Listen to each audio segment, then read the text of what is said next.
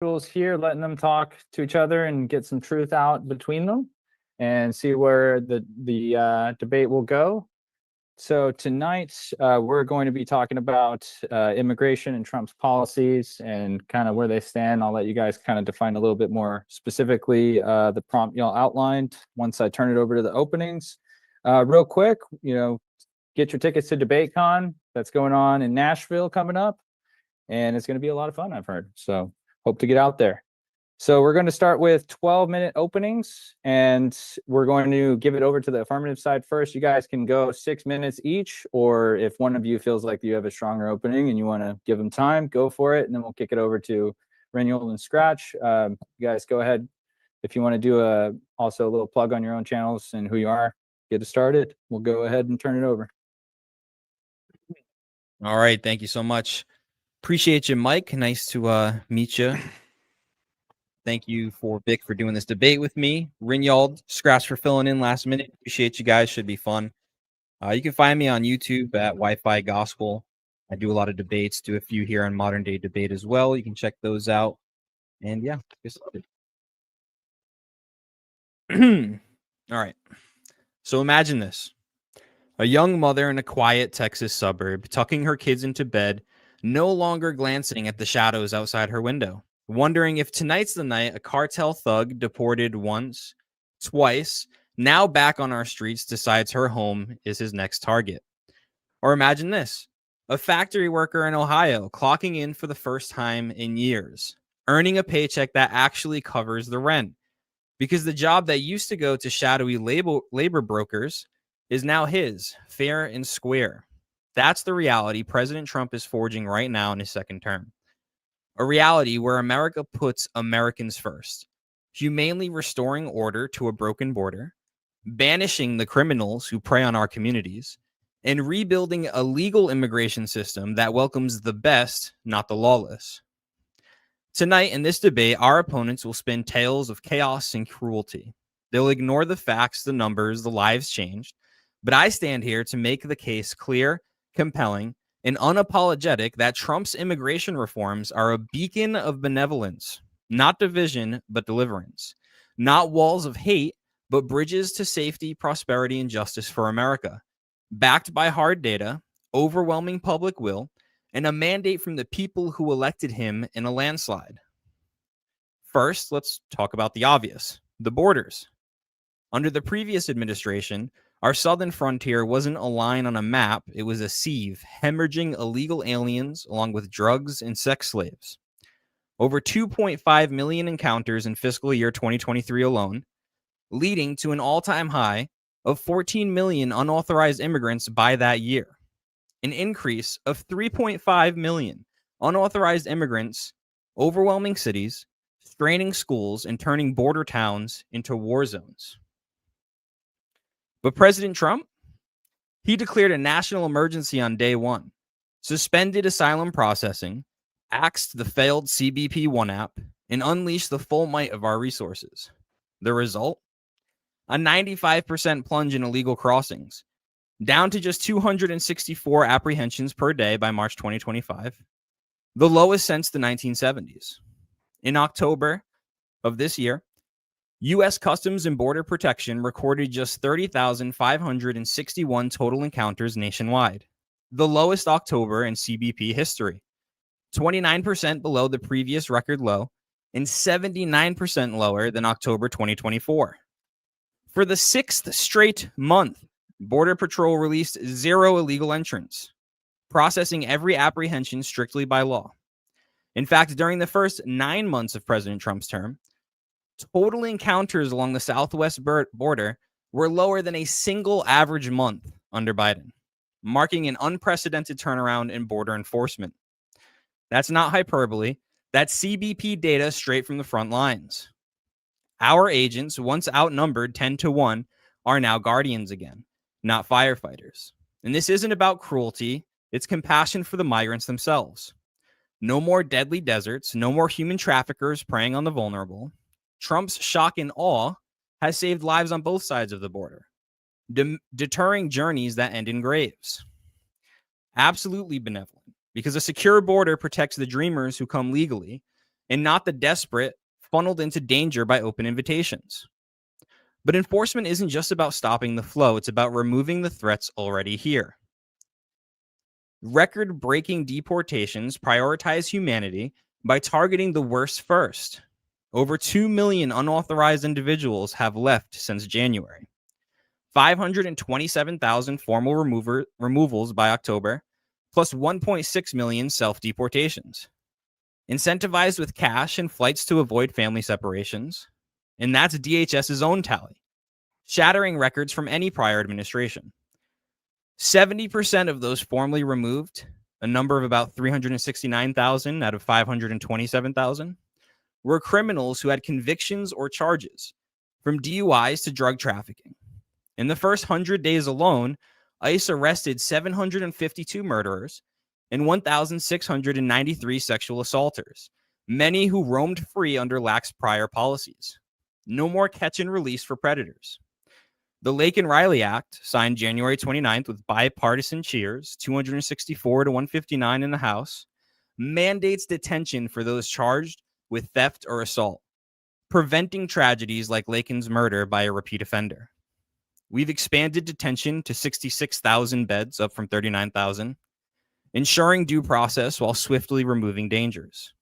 This isn't vengeance, it's vigilance. It's Trump saying to American families, I've got your back. Sorry to interrupt you. I'm going to pause the time right there. Do you want to take the whole 12 minutes? You want to let him do that, Vic, or that was his six? Cool. I have 2 sentences. Okay, And go then ahead. I'll hand it over. Okay.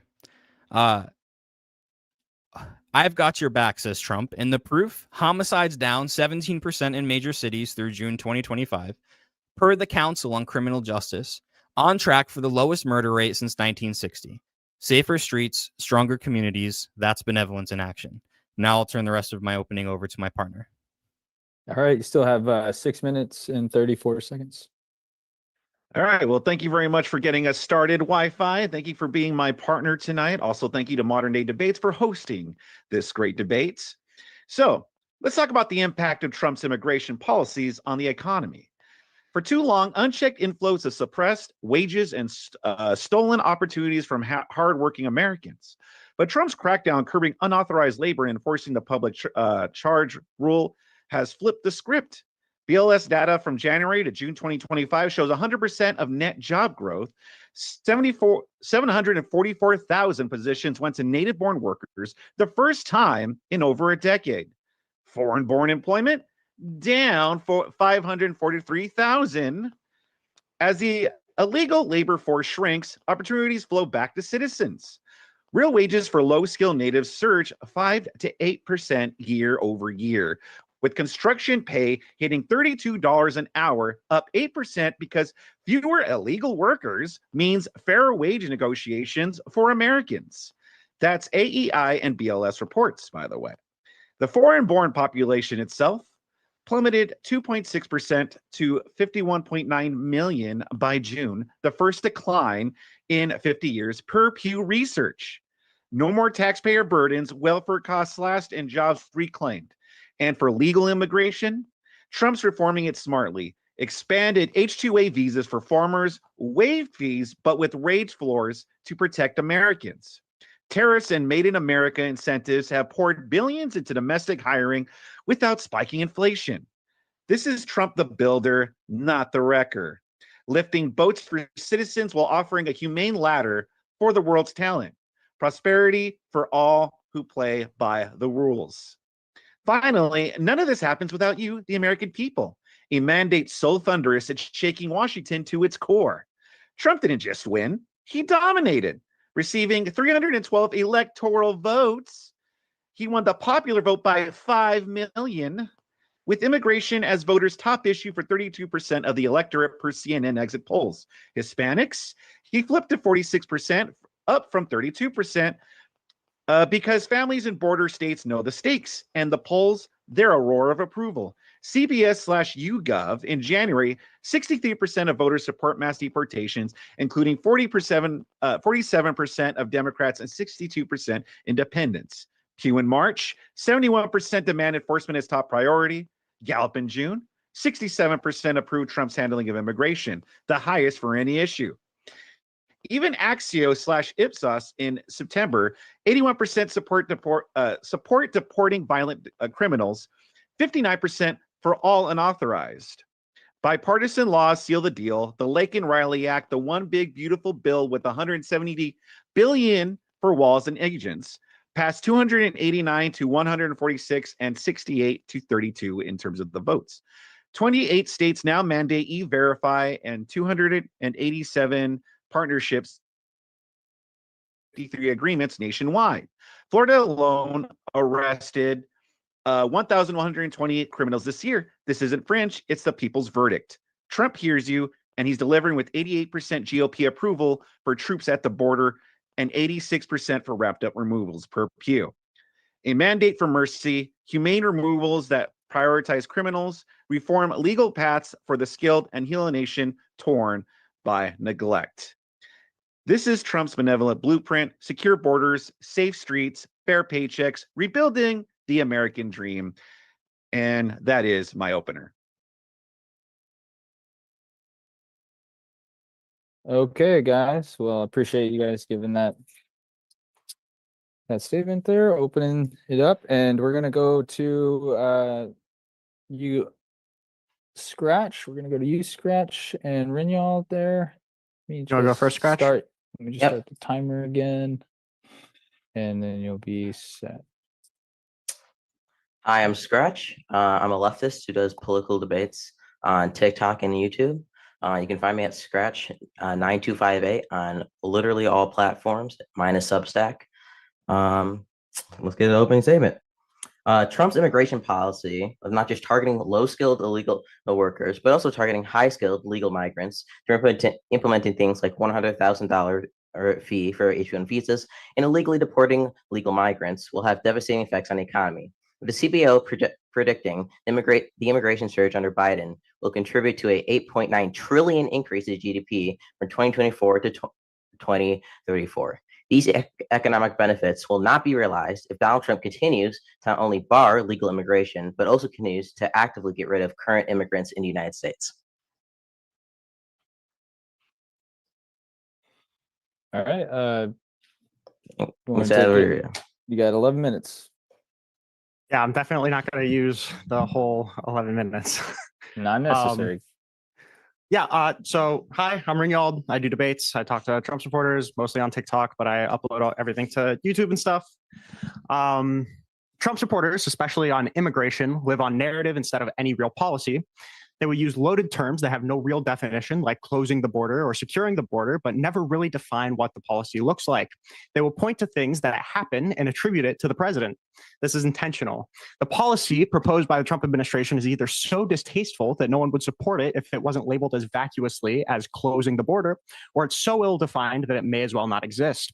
Would the people genuinely support the open admission by the president that he will not pursue new legislation? Would they support the robbing of people's constitutional rights? Would they support the suspension of asylum? Is all of Trump's border policy literally just funding enforcement instead of doing anything to actually reform the immigration system?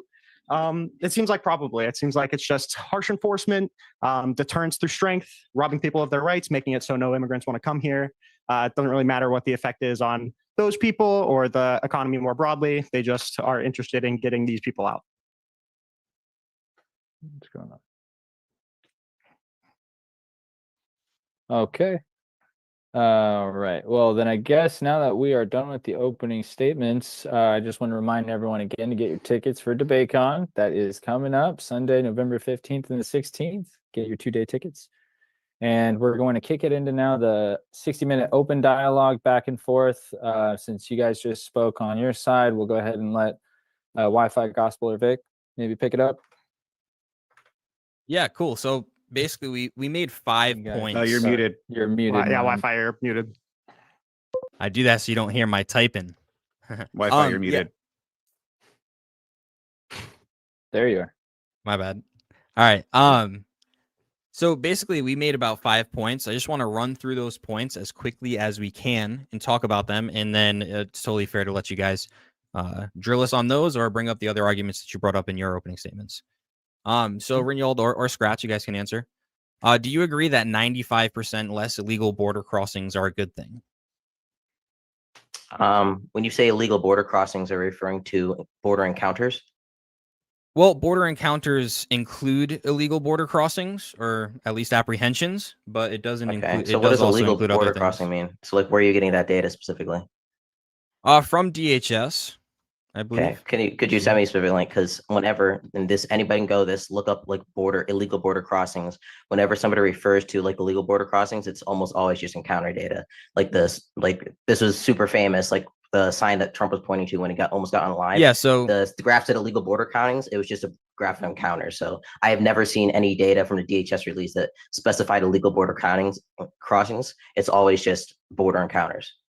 So from I actually have from Congress.gov and track reports for fiscal years 21 through 24, distinctions between apprehensions and admissibles. Is that what you're looking for? Inadmissibles? I Yeah, think so- go ahead. Well, inadmissibles would be like people requesting asylum at legal ports of entry and being denied. Neither of us would say that's like an illegal move, right? But they do count that under encounters. But even just if we look at apprehensions, there was 7.4 million apprehensions from 21 to 24. And then even if we look at the encounters, the average daily right now is 264, something like that. So if you take the average for the 7.4 million over 4 years, it's over 5,000. So that would be still a decrease in 95%.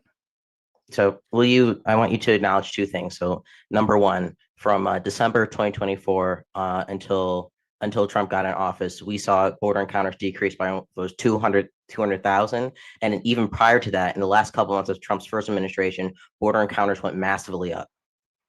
Well, this So, is like, about Trump's second You're term. trying to say it's Trump's second term, right? And you're trying to correlate border encounters with Trump's policy, but it'd be a little disingenuous if border encounters are already going down massively before Trump got into office. This is a continuing trend. This wasn't something we saw magically when Trump got into office. So it would be disingenuous to say that 7.4 million apprehensions down to less than 300 a day is not due to Trump's policies. Yes, because for two reasons. So the first one is that they were already falling at the tail end of Biden's administration, right? So if you're tying it to Donald Trump's policy, we wouldn't expect it to also be dropping during Biden's presidency. The first one. The second one is that encounter numbers get hyperinflated whenever we see policies like Title 42 or Remain in Mexico, because what happens is we send people to Mexico and then they come back, they try and seek the same exact thing that they seek the first time. That's two encounters, right? So you're having like super inflated encounter numbers just based off of the fact that we were sending people to Mexico and they were coming straight back. Right. So what rate of recidivism are you giving then? It would be 26% according to Pew Research. Right. Agreed. So it's still a vast number of border apprehensions, even if we take it at the 26%. So again, 2023, there were about 2.04 to 2.06 million apprehensions. The total encounters was almost 2.5 million. Then to 2024, total encounters only went down to 2.135, or total apprehensions to 1.5. How is that a major decrease? Yeah, so two things. So number one, you would agree with me that apprehensions can include people coming here legally, or No. at least for some kind of asylum. Yes, you could cross the border. Encounters do, not apprehensions.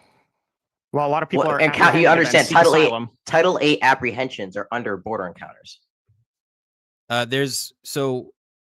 Yes, exactly, and so are admissibles. An apprehension is an encounter, but an encounter is not strictly an apprehension. I understand that. So I'm saying, right, if you came across the border to seek asylum legally, that would be counted as a border encounter. True, if you were also not an apprehension. That would be counted as an encounter, right? It would also be counted, right, if you were inadmissible and you got, as Biden had a massive parole program, right? If you were paroled into the country, that would also be counted as an encounter, right? So these numbers aren't just looking at illegal immigrants; these are looking at people who are coming confusing. through. I'm not confusing. An apprehension on legal coming here for legal status. An apprehension does not include a parole. What is included in apprehension numbers? It's just someone who enters illegally and is turned away. Okay, so those would also be That's not apprehension. I don't think that's apprehension numbers. You're mixing up Title 42 expulsions with Title 8 apprehensions. On top of that, though, I mean, like we would expect These those are numbers U.S. to also be BP going up. apprehension numbers. We would also expect those to be in a feedback loop because of Title 42 and remain in Mexico, right? No, not a if you get feedback apprehended loop. and You already turned said away- 27%. I'm willing to grant that number, but that's not that doesn't change the numbers for 95%. Even if it did, it would maybe be 90%. But you accept that like people coming here to seeking legal status, either pro release system or through asylum, would also be included in encounters if they were seeking In that He's talking about encounters. apprehensions. Yeah. Yes. He's So, talking for about example- apprehensions, not encounters right now. Yeah. For example, in 2021, there was 1.734 million encounters. 70,000 of those were inadmissibles, which are asylum seekers. And then the other 1.6 million were apprehensions. Yeah, if apprehension is someone being detained at the border, right? Yeah, after an illegal crossing, not someone seeking asylum at a legal port of entry. Well, you can seek that you would- can seek defensive asylum even after being apprehended. Well, it That's would be- something that's Yeah, legal but- to do as well. If you're in the country and you seek defensive asylum, right? What happens? Mhm. You go through the asylum process. Right. And while you go through the asylum process, you can't be deported, correct? Yeah, I'm pretty sure. Yes.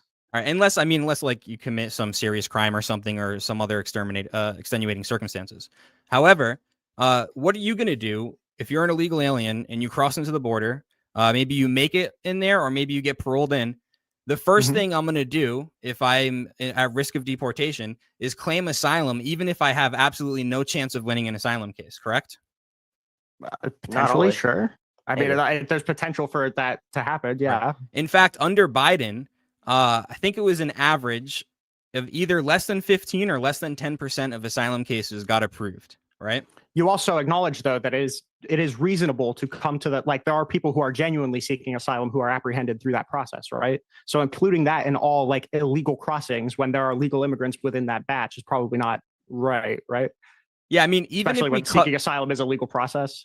even if we cut the entire number in half and give you instead of 7.4 million apprehensions, even if we gave you 3.75, whatever the number is, it would still be down massively, something like 90%, correct? Something like 90%. It would be down, yeah, sure. But again, I mean, Okay. like we're looking at Is- a trend, right? Just real quick. no, hold on. The people. I want an answer to this though. Yeah, go ahead. Is U.S. border apprehensions, meaning and less people trying to cross illegally, is it being down 90%? Is that good or bad for America? I don't know. It really depends on like with the economic conditions of America, honestly. Hold on. So you're saying that it could be good for millions of people Absolutely. to try and cross the border illegally? If they're doing not it for ideal, it's obviously. not ideal, but I don't think it's necessarily going to incur something bad, especially if there's some kind of humanitarian crisis. Absolutely. No. Well, if it's a humanitarian crisis, it wouldn't be an illegal crossing, would it? I'm trying to not say- necessarily If true. you If get there's a apprehended and humanitarian seek crisis asylum- and Get somebody myself crosses the muted on border both sides. illegally to then apply for asylum, that would be due to Minimizing the humanitarian crisis. But once James, again, you're not muted, by the way. sorry. So first of all, somebody Hold on. Are you Yeah, trying to say every something, time I Mike? try to go back to my Wait. Mike, you're Mike, you're not you're- muted, by the way. Yeah, affirmative asylum is something that happens when somebody isn't in removal proceedings, right? The defensive asylum is when you're already in removal proceedings and then you seek asylum. So if you illegally enter and then you seek asylum with like the nearest border agent, that would count as an affirmative asylum case. That would also count as an apprehension because they would apprehend you, detain you while you did your asylum case, right? So that would be and why? that would be example of somebody going through the legal process underlined in the INA to seek asylum legitimately, but still included in apprehensions and encounters. Right, but why are they crossing at an illegal port of entry? Because they're you're in allowed to do fear. it. You're probably in fear of some kind of persecution. And so if you're in fear of some persecution, then why do for example in fiscal year 2024, why did 635,000 people get turned away at legal ports of entry? And how many of them do you think got turned away at legal ports of entry and said, screw this, I'm getting it anyway, and went through an illegal way?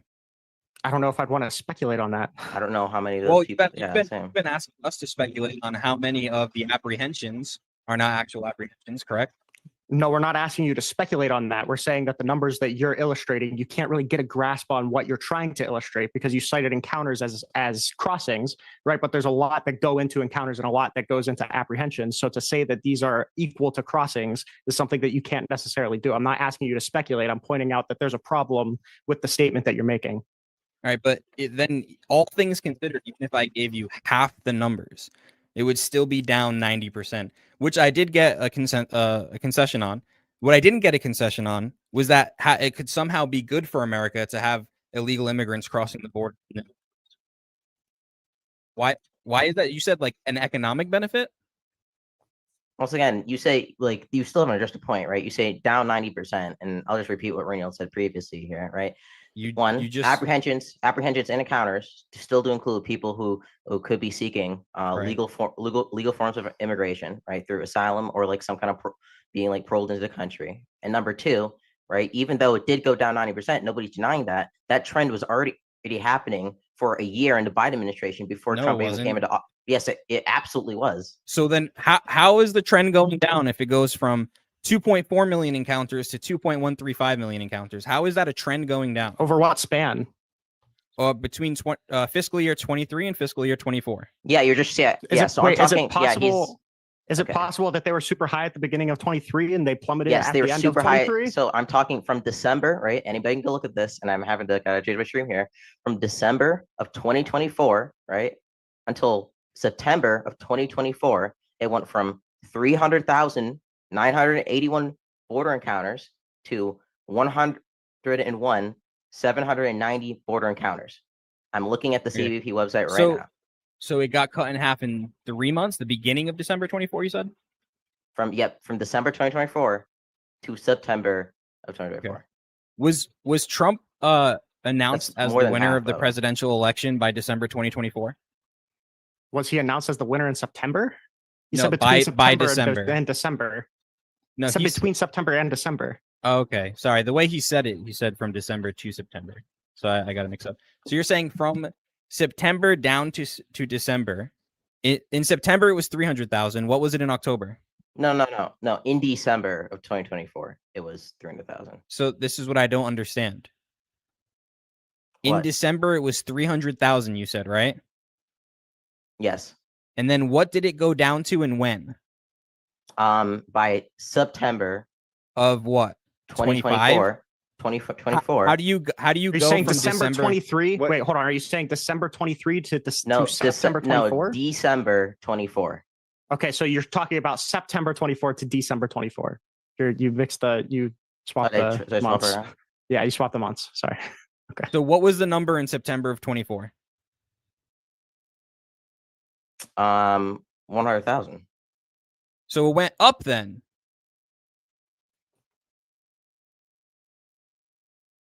Everybody was trying to get in before the big bad orange man got in. That's what happened. So maybe I could share my screen. I'm not like October, November, December, January, February, March, April to September 24. I'm not going insane. Like I'm looking at it. It goes down by 200,000. I'm not going to read that. What are you reading off of? Can I send you this on Discord? I'm looking at the CBP website. Well, don't send it to me. I think there's a side chat here. If I think we could use that, I do. I might actually. Okay. Yeah, use the Zoom side chat. I'll pull it up. So, just out of curiosity, like what do we think we're attributing to? Like, what do you think Donald Trump did in order to? Because your claim is that as soon as Donald Trump came in, encounters dropped 90%. What do you think that he did to actually? What do you think he actually did to achieve that? I mean, he did a ton of things, but just the literal speech that Trump ran on, just the campaign that Trump ran on is enough to scare everybody into not coming, obviously, because they started dropping going into his by the time he was announced to going into his term, it started dropping tremendously already. He basically increased border security, right? Like you in your opening statement, you said the only thing Trump did was fund enforcement, right? So he's funding enforcement. He signed things like the Lake and Riley Act. That means if you actually Mhm. apprehend somebody, you have to detain them, correct? Sure, but I mean that's not going to stop like any But- that has nothing to do with the border, right? Right, but well, if they commit a crime at the border, such as entering, right? If somebody commits a No. crime, You can't indefinitely detain somebody under the Lake and Riley Act for entering illegally. I'm pretty sure it's for things like theft, no. like assault, like things like that. yeah. Right? So if you assault a CBP officer, is what I was saying. Sure, but I mean, like, then we're not talking about crossings. We're talking about assaulting CBP officers. So, As your look, the Lake and crossing. Riley Act. Sure, but like the Lake and Riley Act Yeah. isn't going to deter something that's not already illegal, right? It's already illegal to assault CBP officers on your way over to the border. That's already illegal, right? You could already you're already turned away if you do that, right? So the Lake and Riley Act isn't adding anything new there other than like indefinite detention.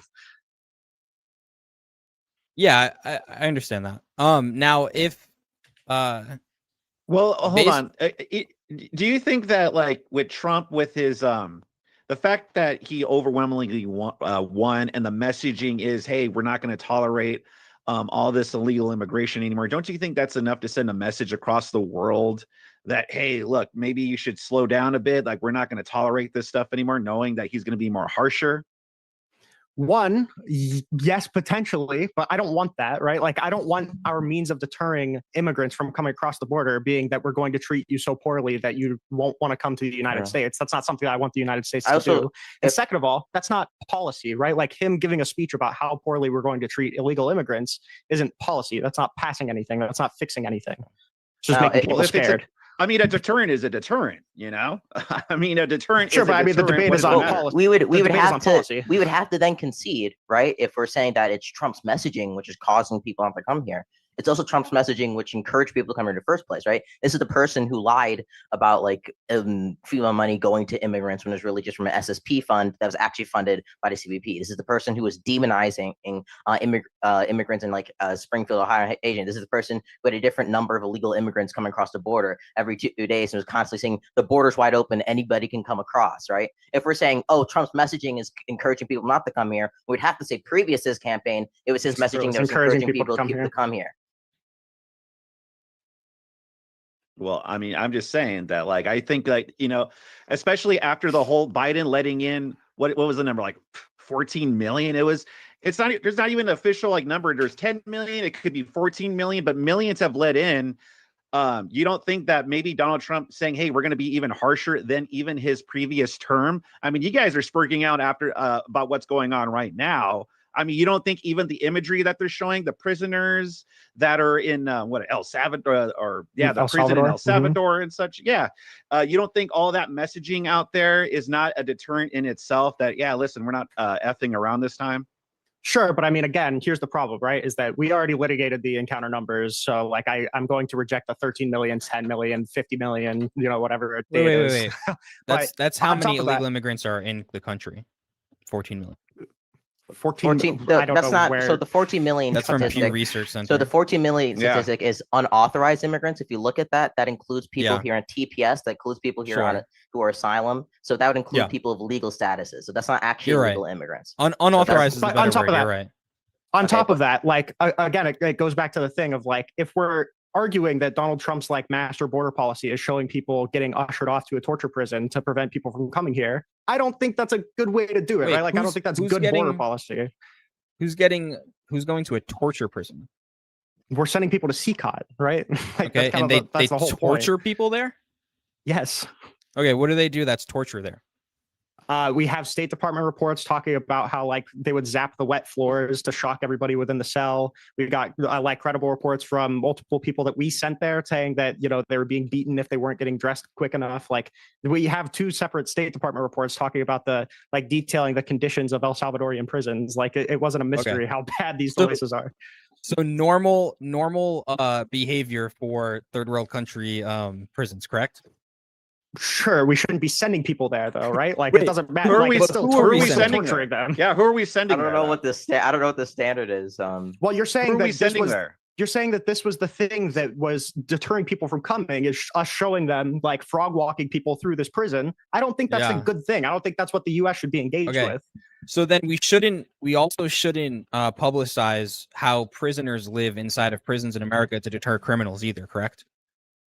If we're torturing them, no, right? But All right, also keep in mind that a civil person like crossing the border is different than like the kind of criminals that you would be talking about sending to U.S. prison. Yeah, and the civil person crossing the border isn't getting sent to CCOT. Do you know how many people were sent to CCOT? It was about 200, 300. The problem is that their due process rights were robbed of them, so we didn't actually get the chance to see if they were who they said they were. From who? You're talking about Kilmar Garcia? From the people that Kilmar, Abrego Garcia, and the Alien Enemies class.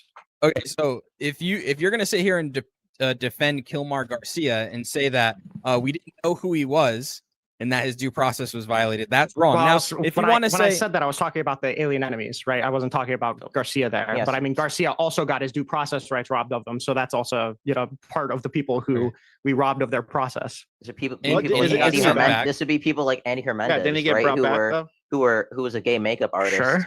in Venezuela, who was actively getting persecuted for being gay, seeked asylum in the U.S., was in detention his entire stay while he was seeking asylum, and the Trump administration deported him without any ability to, one, seek habeas corpus, or two, any kind of like no deportation within like any timely manner. Their due process rights were stripped from them. and we can there's very, very few cases of these in every single administration over the last 5 administrations, right? Biden, Obama, Bush, Clinton, all had these issues. These are not unique to Trump's administration. However, Sorry, go ahead. Go ahead. well, I want to get back to my 5 points, because I did say we have 5 points. I want to get through them quickly. I want to just make our argument, and you guys can pull up any other arguments you guys want.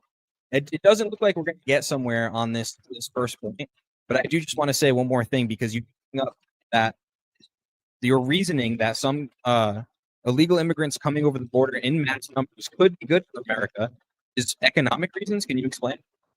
Yeah, absolutely. So, and before I explain, the numbers I was looking at earlier for ZP, they go by fiscal year, and the fiscal year for them starts in October. So when I said December of 2024, that was really December of 2023, and then it turned into January. So it would be December 2023 to September of 2024 when we saw a 200,000 decrease under Biden. All right. Well, I want to let you answer my question, but I don't want to let that go. Okay, I unspoken just of. want to be I just want to be clear, so that affirms my prior point. No, I'm of, glad like, you this brought is a that back continuing up. trend. But it's also from fiscal year 23 to fiscal year 24, 2.4 million to 2.135 million encounters. Apprehensions went from 2 million to 1.5. That's not a drastic decrease. But back to my question. How could economics make up for illegal immigrants crossing the border en masse? Yeah, absolutely. I guess if we just want to like take a look at research by like the Cato Institute that looks at like the economic impact of illegal migrants, or we can look at like studies by the National Bureau of Economic Research, which predict illegal immigrants provide about like 1% of our total like private sector GDP.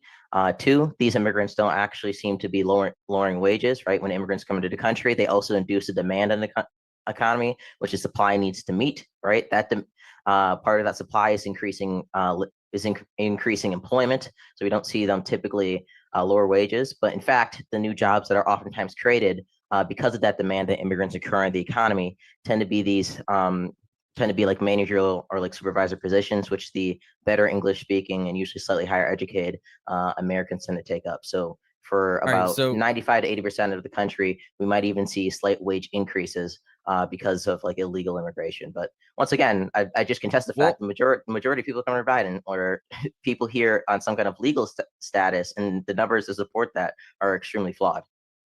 No, that's not true. But again, to answer my question, you said GDP increase was one of the factors that, okay. So if the GDP is increased, or if doing something that would decrease the GDP, you could do something then in order to avoid those consequences. You could do something that would normally be looked at as criminal or against the law, correct? That's your argument? No, I would say we probably shouldn't like have people just like illegally coming in here. But what I would say is, so then why would you use that as a point? Yeah, yeah. What I would say is that people who have come in here, who are currently here, who are like illegal immigrants, right? Those people who have been here for 10 or 5 years plus, who are actually integrated into the economy. Those are the people making up the private sector GDP, right? Okay. People who have just newly or recently like crossed the border, I don't know like how good those people are going to be when it comes to adding on to sector GDP. Now, the people who, once again, because my entire argument, most of those people came into Biden, they came under some kind of legal status. Those people like can pay taxes. Those people can get those their work permits. They're going to integrate into the economy way quicker. But if somebody's just going to illegally cross right now, I'm fine deporting them. Okay, so then it's not a bad thing for illegal crossings to be down. Yes, but I'm contesting. It's not necessarily a bad thing. I don't think anybody would have said that it's necessarily So a bad it's a thing. good thing for America then. I don't know if it depends, right? It depends on how you're getting the crossings down. No, it doesn't. Absolutely. No, that's completely separate.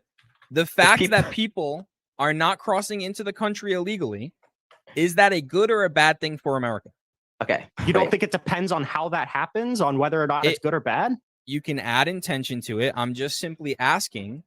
People the intention is the whole point. I don't think it's necessarily a good or bad thing. Like if people, hypothetically, if people are illegally crossing the border because there's a giant humanitarian crisis and they're trying to seek asylum, that's not ports of entries. Crossing. And the ports of entries were, yes, you could illegally cross, and the ports of entries were clogged up, so they're illegally crossing the border to seek asylum. And we were just we're just gonna like shoot all these immigrants who try and cross the border. We'd probably say that that's a bad way to try and stop illegal border crossings. Okay. All right. So then if 100 million illegal immigrants crossed because they were being persecuted, that would be good for America?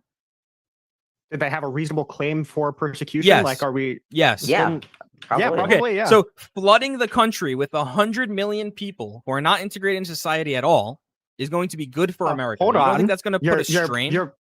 You're kind of loading that, right? Because you said, okay, you added that they're not integrating into the country. I'm going to obviously push against that. Integrated. Yeah, they don't integrate. As the same for every other immigrant. Right. So do you understand what 100 million people would do to this country? Let everybody know we're halfway through right now. 30 minutes left on the open dialogue. Okay. Carry on. I didn't know. All right. Well, look, we're not going to get anywhere on this first point. Mass deportations. Can it be considered successful or good that approximately 1.6 million self-departures and 500,000 formal removals occurred under Donald Trump's immigration enforcement policy? Again, it's going to depend, right? Like I'm not interested in just looking at metrics that happen and then removing all of the context that led to those metrics happening, right? Like I don't think it's necessarily a good thing that these removals happened. I want to know how these removals are happening. I want to know the effect of these removals. I want to know like different claims of whatever's happening during these removals, right? The removal numbers aren't necessarily good or bad. We can get into that. I just want a concession then. On the face, that's not a concession. Hold on, right? I'm asking for a concession. He wants. I didn't say you did concede. I'm asking for one now. On the face, without context, you're saying that millions of people crossing the border, up to 100 million people crossing the border, technically illegally, and 2 million people being removed who were here illegally, those could be good for America. Or sorry, could be bad for America. We could remove all of the context from all of our points and make them sound stupid if you want to. I don't want to look at this with no context. Okay. All right. So you're not going to answer the question. Sure, I think that's not a fair question. You're asking to literally remove all of the context. Yeah, I literally I even said I don't understand any context where 100 million people enter America and good things happen. There is zero context in which good things happen because of that. I'm telling you that right now. What if very simply look at our healthcare system? People born. What if there's like 100 million people born? Do you think if our population rose by 100 million because they were born, do you think that would necessarily be a bad thing? How would 100 million people be born? What would be give required? Birth? Wait, who would give birth? Their mothers, right? Like I'm just American saying, like citizens, right? Sure. Does that? Okay. You're saying that you can't conceive of a world where adding 100 million people would be good. I actually don't think. I think that would be way too quick of a growth inside of America.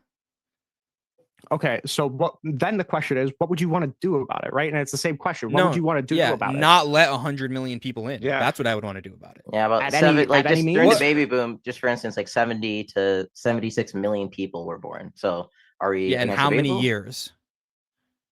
1946 to 1964. Okay, so 20 years. Yeah, I'm talking about 100 million people entering the country.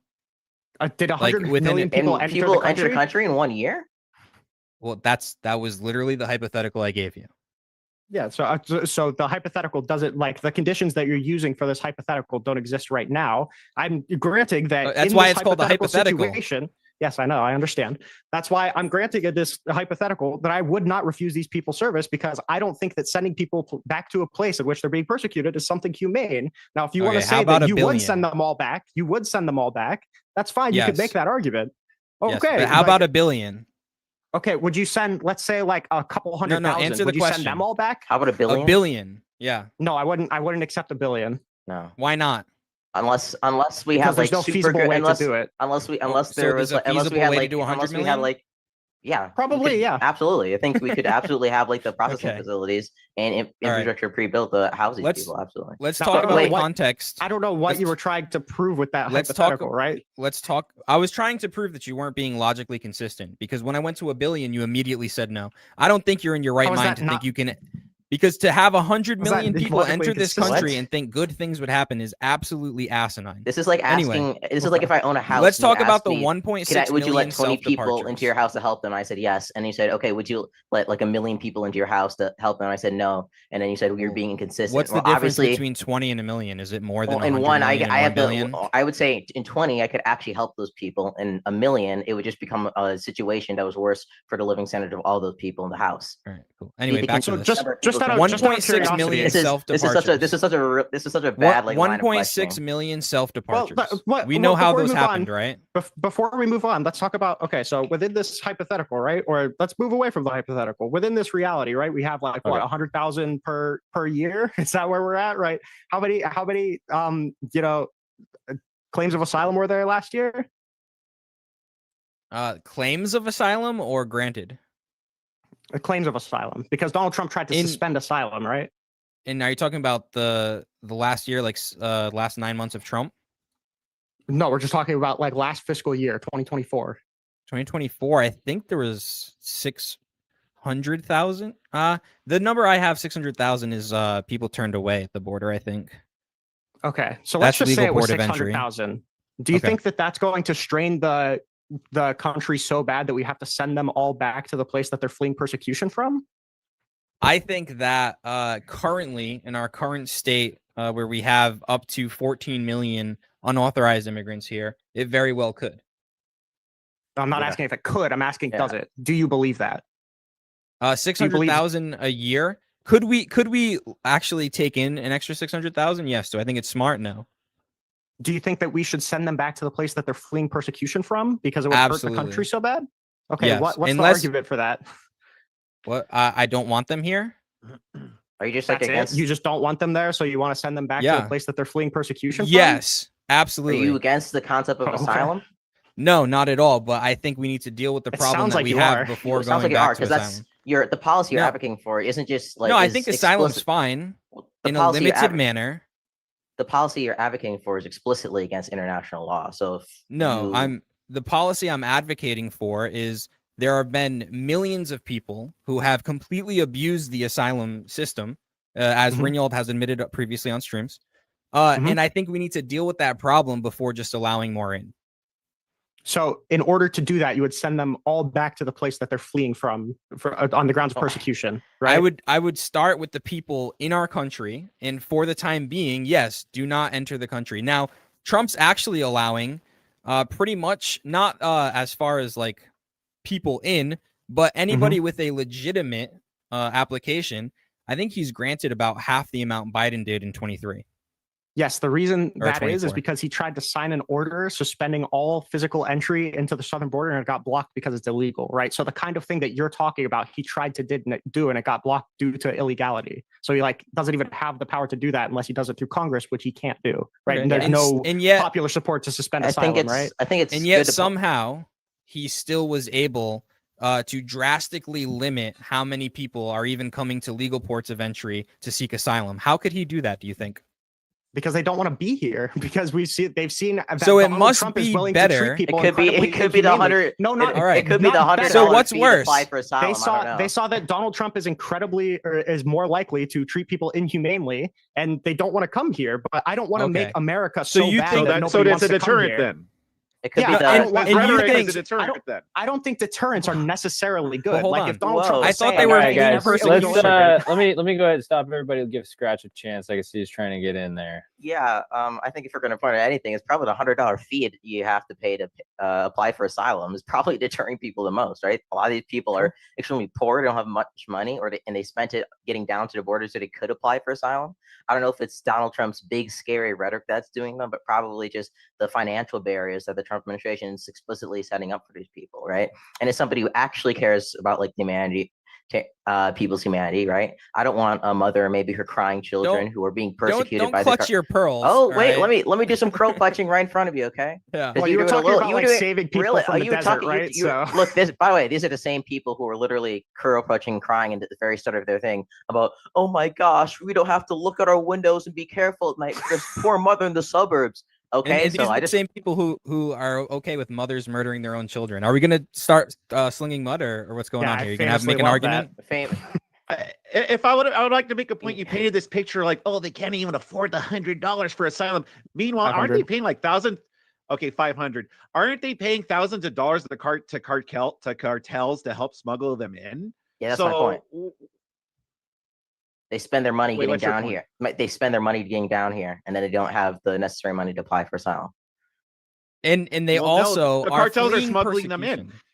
You spend money, you can't spend that money somewhere else. It's And already they're spent. also fleeing persecution, but Donald Trump's way too harsh. They'd rather go back to the persecution than deal with Donald Trump. That's what you're saying. Wait, yeah, then be indefinitely suspended in ICE detention facilities that they're preventing oversight into. Okay. Yeah, I don't. So I it don't know must if I'd not ever want to be- stay there. It must not be as bad then in their own country, right? So they Or can stay there. maybe the U.S. should just stop treating people so inhumanely.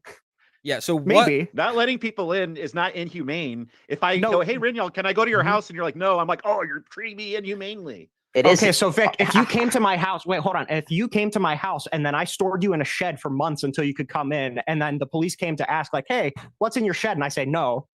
Like, do you think I would be in the right to do that? You're in a shed. You're comparing, Yeah. like a cell or which something, a people who are shed? yeah. You're comparing yeah, the country to a house. So what though, I'm bro, saying, okay? yeah, what I'm saying is that when we're putting people in ICE detention facilities and then preventing congressional oversight, right? That's probably not good, right? It's not as simple as like we're just turning people away. Yeah, no, sorry, I didn't hear that. I got distracted by the little bro comment. Could you say that one more time?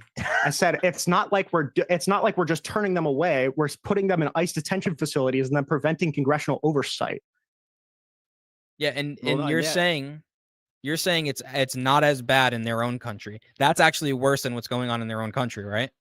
It depends on the certain asylee. People, if Well, people are, they co- all if people think are it coming is 'cause here, they're not if people are coming. coming, if people Well, are coming, again, this isn't the only thing that's deterring them. There's a $500 new fee through the one big beautiful bill Yeah. that makes it so Okay. if you want to seek So it's asylum, not which is worth- detrimental to the If entire point. if people are No, coming, you can't spend $500 you don't have.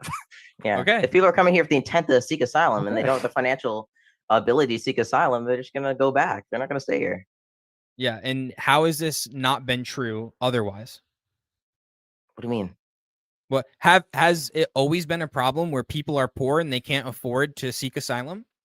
This is a new No. provision. This is a new Okay. provision. The Yes, $500 fee before just this came under Trump. provision, before this provision, has it been the case that people have been too poor and can't seek asylum? No, because there's not a No? monetary fee. There's not a Okay, monetary. so there's nobody in the world who wants to seek asylum who's too poor to get to America. There's probably some people. There's nothing yeah. we can do Well, about there's that. Exactly. Thank you. Okay, there is something we could do about putting a financial barrier in order for people who are at ports of entry to seek asylum. There is something we Or- can do about that. Yeah, or we could actually try to deter people from putting in applications when they have no chance of getting asylum, like has been seen even under Biden. They approved maybe 10% of the asylum seekers. So wait. So how they do already you have incentive wait, not wait. to do it if they're, How do you if they're determine? rejecting the. Wait, just a minute. How do you determine if someone has a valid asylum claim or not? Well, there's requirements that are listed, right? And then those requirements, people look at those requirements and they have to determine if they have a leg to stand on. Now, there's obviously tons of people who have no leg to stand on. Otherwise, they would be seeking asylum now. Okay, so what do you have to do to even know? Like, I'm an illegal immigrant, or not even legal. I'm just an immigrant coming to the border. I seek asylum. What does the government have to do to determine if I have a valid claim First, to you asylum? have to determine if you have a valid claim Okay, to then asylum. I seek asylum. Okay, what does the government have to do? Yes, the government. I don't know exactly the process, but they would obviously have to validate your claim of asylum. Yeah, so there's like two steps, major steps. There's your initial application, there's a credible fear test, and then there's going to be like your actual like court date, right? So Well, and through hold all three, on. so through all three, so right, so these are just like the initial these initial screening steps. But understand, for any of this to happen in the first place, you have to seek asylum, and some amount of processing has to happen, right? You did, No. and you're sorry. No. The claim that you made was, oh, these What you people just don't said was have false. valid asylum cases anyways. Well, the way you determine that is by letting them seek asylum. Yeah, and so when someone comes to seek asylum at a legal port of entry and they're turned away, why are they turned away? Probably because they don't even Because they pass they didn't pass the credible fear interview. test. Yeah. Yeah. Thank you. And so when someone comes into the country illegally and claims asylum, they bypass that and they get a court date, correct? No, the credible fear No, interview they do still the- happens just in detention facilities. And if you don't pass that, then you can get like a two more times to appeal that and try again. And if you don't pass it those other two times, then you just get deported. Okay, so you do stay longer. In a Yeah, but you're not going to get like a detention work facility. permit or anything. You're going to be in a Okay. detention facility. And you're still incentivized if you want to be in America, especially if you're fleeing persecution, right? You're still incentivized to enter illegally and claim asylum. I'm These incentivized asylum because seekers don't wanna- I get to have a nice cushy stay in Alligator Alcatraz for 4 days. Wait, while I is get it- to apply for Is credible that fear. Wow. better or worse than being in your country because Probably of persecution? worse. Then Because go you're back not to your working- country. because a lot of these people are coming over to support a family. If they're not working, then Okay. they're not going to be supporting their family. If they're coming over just to support a family, they're not fleeing Yeah. persecution. You can do both. Those you can things do aren't both. mutually exclusive. Okay.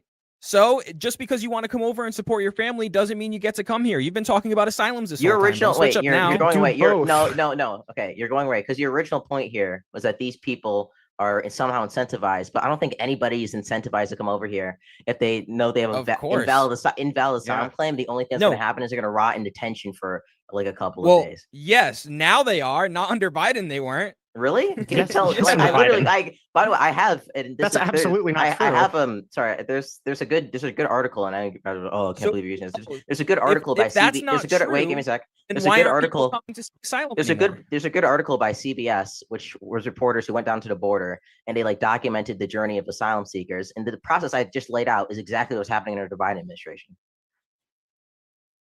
Yes, but you're still incentivized to get into the country illegally because the arrests were not made as frequently as they are now.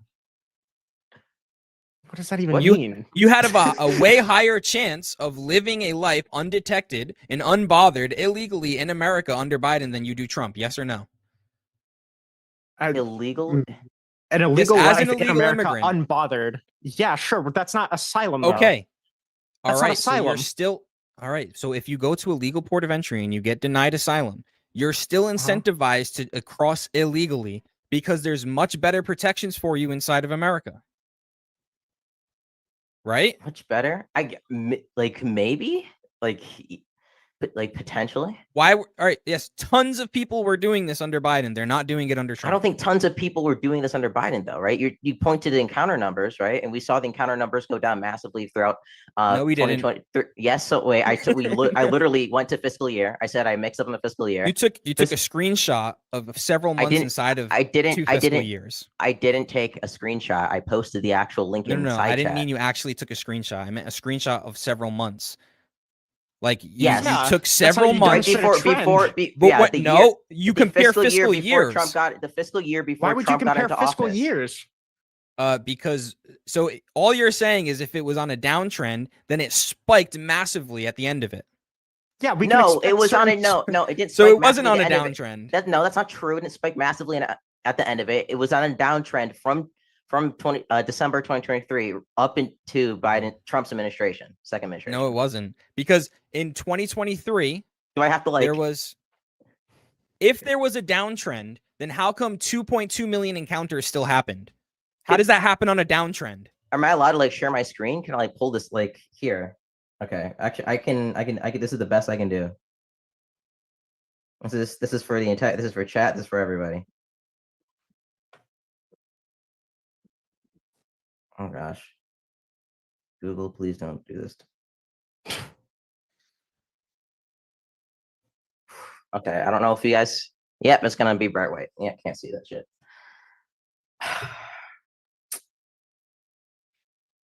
Can you click on click on the link in the side chat? I just did. Okay, do you and see? Can you click on 2024? What are you trying to show? All right, Southwest land border So, encounters, right? I don't know. Yeah, there. Where does it say? What am I looking for? So it's the camera isn't flipped, Okay. but that's the trend is going downwards, right? And then this line below, which is you see the Wait, low. yeah, under which Trump. line? Which year? So this is the one that's highlighted currently that you're looking at. Everybody in screen chat. That's Which color 2024. is so the orange? The orange one. Yep, the prominent orange Okay. one. That's fiscal year 2024, right? And you see the Right. giant decrease, 200,000. And let me get up. So this is 2025, and this is the continuing trend, right? It was going down the entire fiscal year previous to this. So there was a spike in December of 24. Correct. Yeah. And then it went Of down 300,000. all throughout that November year, of and then 23. into Trump's administration. Okay, so December of 2023, fiscal year 2024, there was 300,000. And then yes, so there was up until September. What about October? Why are we missing October and November? Well, it Because it's in the flattened next out fiscal year. for a couple months. Yeah. It And flattened then out for look at this the is drop. Look at the drop from December to February. it flattened out a couple Is months. that continuing trend or is Huh? that a new trend? No, that's a continuing trend. It flattened out. How? It yes. flattened out, right? So that's Wait, give me a that's a sec. trend. Give me a sec. First of all, no, Scratch, it went if- down if, from if you have that on your- October to November. It went down. It went down. Scratch, From, if you have that on your computer, you could share your screen instead of trying to hold your tablet up, okay. and then I can just make that one bigger. Yeah. See, from October here to November, it went down. One Right. second. You know what the best part of this is? Compare it from December to February. Guess how much it drops by? From October to November, it went down slightly here, and then there was this initial dip. But it Yes, also leveled. okay. But it also there were 90%? multiple. There were multiple. It did the same thing in Give me a sec. 2024. Yes. See, there were multiple periods of it leveling out and then dropping. Right. This happened all throughout this trend of going down. And then look, Right, when it spikes, are we seeing that same spike now? No, we're not seeing that same spike now. Hey, we're not, right? We weren't seeing the same spike throughout. Yes, we were. Look at either. Yeah, huh? June 22, June 23, June 24. Okay, so besides 24. June 23. I'm talking June about 22, from we see the spikes, right? Let's limit. I'm talking from December of 2024, right? Right up until 23, Biden got fiscal year 24. fiscal year 2024, right until Biden got into office, we did not see these major spikes. We Right, saw it. yes. We saw it drop majorly. Yes, there was off, a go down, downtrend. level off, downtrend, and then Yep. it went down more into Trump. This was a But that's- continuing trend. it's not a This is continuing significant- downward trend. No, it's not a All right. continuing downwards trend. It was a downward trend and then it continued flat and then it was a new downward trend. Do you know how trends work? This is what it. Yes. Yeah, trends This is are a in trend groups, over a not- fiscal year. Yeah, It was a you don't downward count- trend over the fiscal year. Okay. So then how would you have a flat trend? Do the numbers have to stay exactly the same to have a flat trend? Or can you have a flat trend where the number is slightly decreased on month? Sorry, your mic is going really bad right there. What? Can you have a flat trend, whatever you want to call it, where months are either going up slightly month by month or down slightly month by month? Yes, you can have a trend which it's going up slightly or down slightly. Yes, and would that be an uptrend or a downtrend, or would it be a flat trend? It would depend on what the overall trend is. Right. For instance, if it spiked here, and then it continued to go down, the trend for fiscal year 2024 would be downwards. Yeah, And it did. It went up slightly. There were several months in which it was flat. And you're out of your mind if you think it would have stayed that way if Biden remained in office or if Kamala It won. wasn't several months. It went up slightly. It went down for literally what 1, 2, 3, and then Biden Okay. and then Trump came to office. See, it went from We 100. have It went from 170, 107, 473, 3,000 border encounters to 101, 790,000 border encounters, and we'll No. click on to 2025 yeah. to one. Sorry, to this would be the last fiscal year. So 94,000, 183,000, and then to 96,033. Yeah. So for 5 months, it was a slight decrease. It was a flat trend, but several months. The overall trend before Trump came into office is downwards, though. Okay. And look at that and then sharp what dip, happened? though. Yes, it started a new downwards trend. And Look at if the you sharp. think Look at the sharp that dip in if 24. Kamala was in office, Look at the sharp dip. if you went, Let's ignore- if you let's think ignore that all the- Kamala let's- going into office let's would have ignore all made that this. trend go Alright, down, alright. you are Hold on. insane. Hold on, let him get his point out. Berg. Yeah, I'm just saying, if you think that if Biden remained in office or if Kamala won, that trend would have continued downwards like it is with Trump, you're out of your mind. Why did it And go if- downward in 2024? Yeah. There could be several reasons. There There could could be be several fear. reasons that this one went down too. Yes. I mean, let's be real. Well, look, I'm just saying, you're Oh, okay. literally making the point that Trump is doing things like adding this $500 fee to asylum seekers and all of these things that are bad, but they Yeah. are causing the crossings to go down or the encounters to go way down, right? But I'd you're say- saying they're bad. Sure. If he didn't do these bad things, would the crossings go down? I don't think doing bad things in order to get the crossings Hold down on, is a that's good not my thing. question. That's not my Yes. question. They would have Yeah, I don't continued think- to go down. No, I don't think they would have gone down in the same way had Donald Trump not added the $500 fee and Okay, dehumanized thank a bunch you. of migrants. Yeah, So what's the argument here then?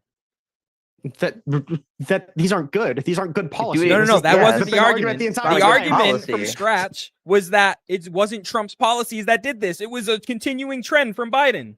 It was a continuing trend, and You then it just spiked down. admitted. You saw it. Yes, and you just admitted it wouldn't have spiked down if Trump didn't do these things. Thank you. Not in the same way, not as fast. Sure. Oh, okay.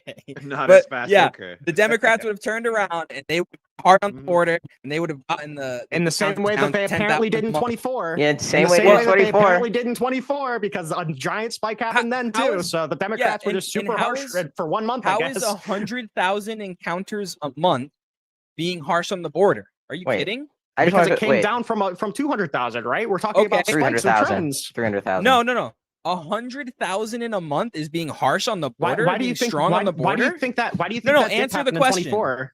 I've been asking you this question for the whole time. 100,000 encounters a month is being strong do you on think the that border just happened security. in Yes, 24? yes. Actually, wait, Okay. actually, 100,000 That's could be harder. 3,000 a day. Wait, give me a sec. 100,000 could be being hard on the border, right? You could have very high expulsions where a lot of people are coming across the border, and you have the necessary border agents there to expel those people. And a lot of people are also seeking asylum, and you have the necessary border agents there to process those people for those claims or parole them in. That would Yeah, be you could, but that's it's not what enforcing- happened. That'd be Yeah. okay. So what's your evidence that didn't happen? We have What 5 the minutes evidence left that it didn't on the happen open dialogue, was that guys. let's see here, the table I had earlier. Because we can look at encounters. They were super high up until May 2023. Yep, and 600,000 of them were asylum seekers abusing the asylum system because less than 10% of them got approved, abusing the asylum seeking process in order to stay in America. But So not just to be wait. clear, 6,000 asylum seekers does justify shutting down all asylum, right? So you don't care about the fraudulent claims because you want to shut down No. all of asylum It's not on their even- Who grounds, said right? 6,000? Where are you Sorry, getting this just 6,000 give me a number sec. from? If I'm 600,000. correct, this is just going off of Trace. 65, at least up to 2022, 65% of the people who were at the border who seek asylum affirmatively were getting their asylum granted. In 2022, yeah, because what were the numbers? How many people sought asylum in 2022? Or you said 22? Yeah.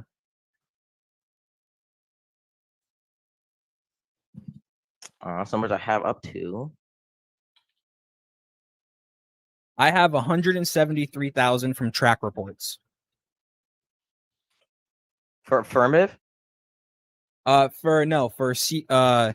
Total encounters for asylum seekers at Well, we're legal port. talking Oh, about- that's legal ports of entry. Yeah, you're right. Yeah, we need the overall affirmative number, and we couldn't include defensive because that would fuck the data up because we're only looking at people coming across the border. Wait. You can't include defensive? That's my whole The- point. Defensive would That's my whole point. Well, defensive would include people who are in removal, because defensive is people who are in removal proceedings, correct? Yeah, exactly. When they get into the country illegally, because they're incentivized to do so, because when they get caught, they can just say asylum. Those are old. They can be old immigrants being deported, though, right? Those are Yeah, and if they're old those aren't immigrants being all new reported- arrivals, Yeah, and if they're old immigrants being deported, why are they claiming asylum? because they can do that. Yes, because they know how to game the system. Yeah, It's not gaming the system. That's built Yes, into the it system. is. That is the system. Do we The like? Sorry, system I guess like is just do we claiming have- asylum do when we- you have do no. we have? Sorry, do we have data that like people who were seeking defensive asylum under the Biden administration were like new arrivals for the most part? I never made any claims. I was just responding to Ringold. But that's necessarily what your claim implies, right? That's a presupposition, because you're saying No, these I'm people, saying there's an incentive. but you're saying, well, yes, you're saying that incentive caused certain Damn, people to bro, take Ringold, actions. you can't call your boy out mid-debate. Save it for after the debate. Sorry, ask me again. You're making a presupposition here, which is that people Hold on, are Ringold said that's not a presupposition. You got to check your I don't think boy. it is. Yeah, but Well, no, it's all right. It's all right. it really real it is, because Scratch, necessary. go. I don't care. Okay, fine. Necessarily, what you're doing here is you're saying 2 that minutes. people who come into the country are coming in, right? They're avoiding like seeking asylum initially and affirmatively. They're evading law enforcement. The law enforcement Didn't say catches them, that and then they part. seek asylum. Those could happen, but I'm just saying, even if you seek it affirmatively, you're still incentivized to come back and do it illegally. And now you no longer are, which you agree with. We just disagree on exactly why. You're saying, well, it's Well, we bad disagree on whether or because- not it's good. Yeah, well, you're saying it's because of the incentive for the fees, the provision, the $500 fee. You said it was $500, or that's $500. Yep. and that's in effect right now. Yep. Through the big beautiful bill. So you're saying that this is the reason why they're not incentivized any longer. But It's one of the reasons. Yeah. that would still be an admission that they were incentivized earlier. Are you saying that? Not necessarily. If you're adding a disincentive, that doesn't mean that there was an incentive. Well, the disincentive is aligned with a massive drop in border encounters. Yeah, that's what disincentives do. But that doesn't mean there was an incentive beforehand. So if you disincentivize somebody and before they were doing it, that kind of means the opposite, that they were incentivized to do it. Well, in the same They way that like lost if you're the standing incentive. somewhere, you're not incentivized to stand there. But if Yes, you you're are. standing somewhere and then there's a person Whoa, that's whoa, standing whoa. there that wants to shoot you, right? That's a disincentive, Yeah. but you were never incentivized Well, to hold stand on. there. Yes, you were. I love this. This is very philosophical. You were incentivized to stand there because of safety. You were safe to stand there, Okay. therefore it was an incentive to stand there. Well, Now, if you this want to is a use subconscious incentive in that incentive. way, This is a If you- subconscious incentive. okay, so it's not an incentive from the government. That's a subconscious incentive, right? That But would they were exist still regardless. incentivized to do it. It's like if Yeah, I because know necessarily they're incentivized to do it because Well, they're doing yeah. it. if All I, right, if I guys. Do you think that we'll hit a consensus on that point there, or should we go ahead and move on to Q&A? I can don't we see a get consensus closings? happening. I mean, I'm okay if you guys want to do like 5 minutes apiece or something. I would just even like just 2 minutes. All right. Yep. 2 Yeah. minutes. Yeah. Go Who ahead. do you want to go first? I don't care who. I Well, just- you guys opened it up, so I believe it's going to be them to close it out. Or is Whatever you the guys wanna do. person who opens also closes? it doesn't matter to me. It's Yeah, different for I'm- everybody. Doesn't matter to me. All right. Well, Good. That's what it doesn't whoever matter. starts talking first, I guess. All right, I'll go. I do enjoy the conversation. This is You guys one made of- my job pretty easy. I'll just want to butt in and say that real quick. So for first moderated debate, I appreciate everyone bearing through any technical difficulties before you give your opening. Go ahead. Well, to be fair, we couldn't see you half the time because your face was blending in with the green Yeah, screen. half No, gone. just kidding. Yeah. Oh well, yeah, on y'all's end, but on outside. Oh, really? Okay, Yeah, cool, two separate cool. cameras. Gotcha. Okay, sorry. But yeah, basically, I was trying to run through my main 5 points. I honestly did not think that there would be such contention around these first 2 points. It seems crazy to me to think that at one point we didn't even get into how these people are being self-deported, but if we did, I would think that my opponents would even agree with me that the self-deport are really, really good. I mean, no matter where you're coming from, these people are going voluntarily because they don't want to deal with these issues, and they're going back home, and they're even being paid to do so. And I would like to see the stats on how many of those people were asylum seekers.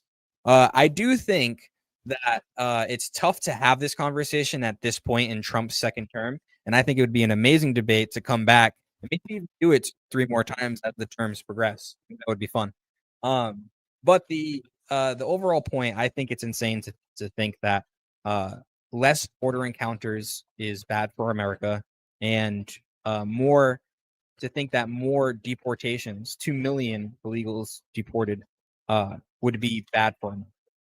The next 3 points were in my opening as well, but I do think there was a public and political mandate just by the bills that were passed and by the 5 million vote, as well as some research that shows at least a majority, and in some cases an overwhelming majority, support for Trump's policies and his execution on these policies.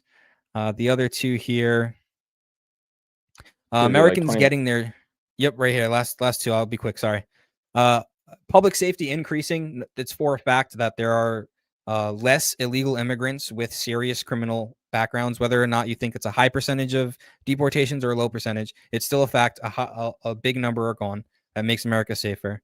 And Americans getting their jobs back. Whether or not you want to quibble over the 100% number, 744,000 positions went to native-born workers, first time in over a decade. Foreign-born employment was down 543%, 543,000. So I think those are all good things for America. I think Trump's doing a great job. And thank you guys so much for being here and debating this. Awesome. Thanks. Vic, before we turn it over to the other side, do you have anything you want to say, add? He got 2.5 minutes, so you're welcome to the same. Yeah. Thank you very much to Rinyald and Scratch for debating us here today. And also thank you to Modern Day Debates for hosting it. And also thank you to WifiGospel. I hope his back doesn't hurt too much from carrying the team. But I think he, mostly him, did a great job today of establishing that what Trump is doing is good on immigration and for the country. And also thank you to Big Bro Scratch for showing that nice flat line in that graph that proves that Donald Trump's policies and his rhetoric is indeed working in keeping America safer. And that is all. All righty. Well, out of Rinyald and Scratch, let you guys pick who you want to go first there. Resetting the clock, 2.5 minutes. We're a little over. Go for it. Where do you think, Scratch? You want to go? Yeah, I can go. We never really hit on the economic points, but if we want to, that's fine. So number one, we can just look at any of the research I said earlier, National Bureau of Economic Research. We can look at studies from Penn State. Cato's also done extensive research into immigrants and if they lower or replace immigrant jobs. Overwhelmingly no. I already explained previously how immigrants come to the country, they induce the demand in the economy. The supply has to increase to meet that demand, which means that more jobs are actually created by immigrants coming to the country. I'd also like to point out that at least previous to Trump coming into office, that we were near full employment while still having massive amounts of job openings, which meaning that we didn't have enough labor. We consistently have an aging population with over half of the people who aren't in the labor force being 55 and over.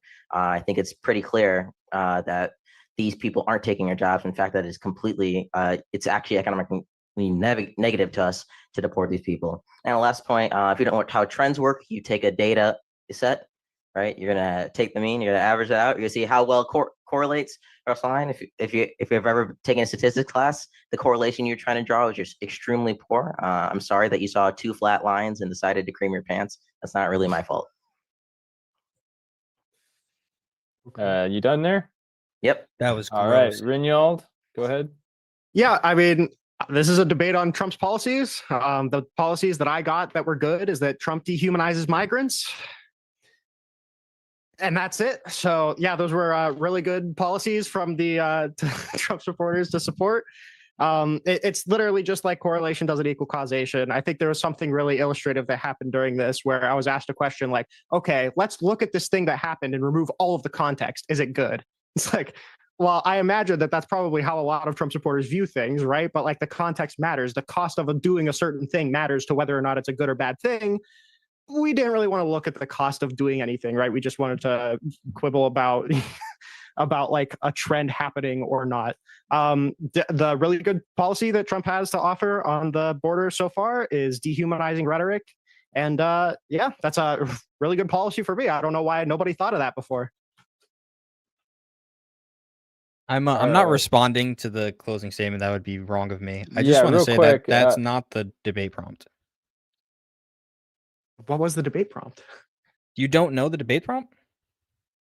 I thought it was Trump's policies good or bad for America? No. Or That Trump's was- immigration policy?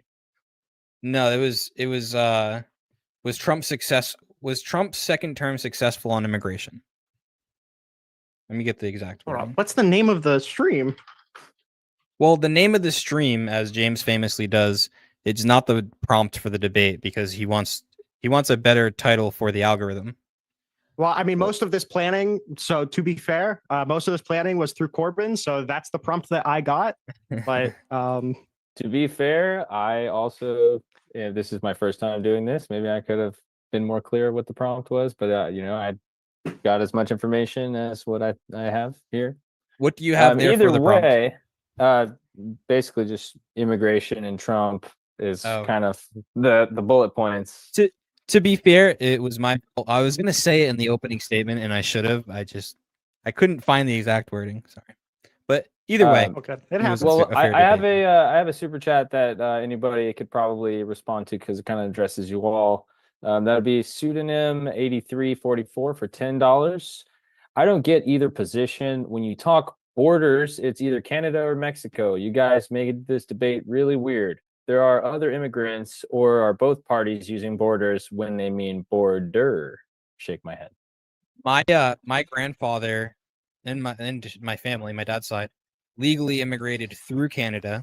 I don't know. This is 40 years ago. I don't know if it was just an easier pathway, or for him, I think he had family in Canada and that worked his way down to America.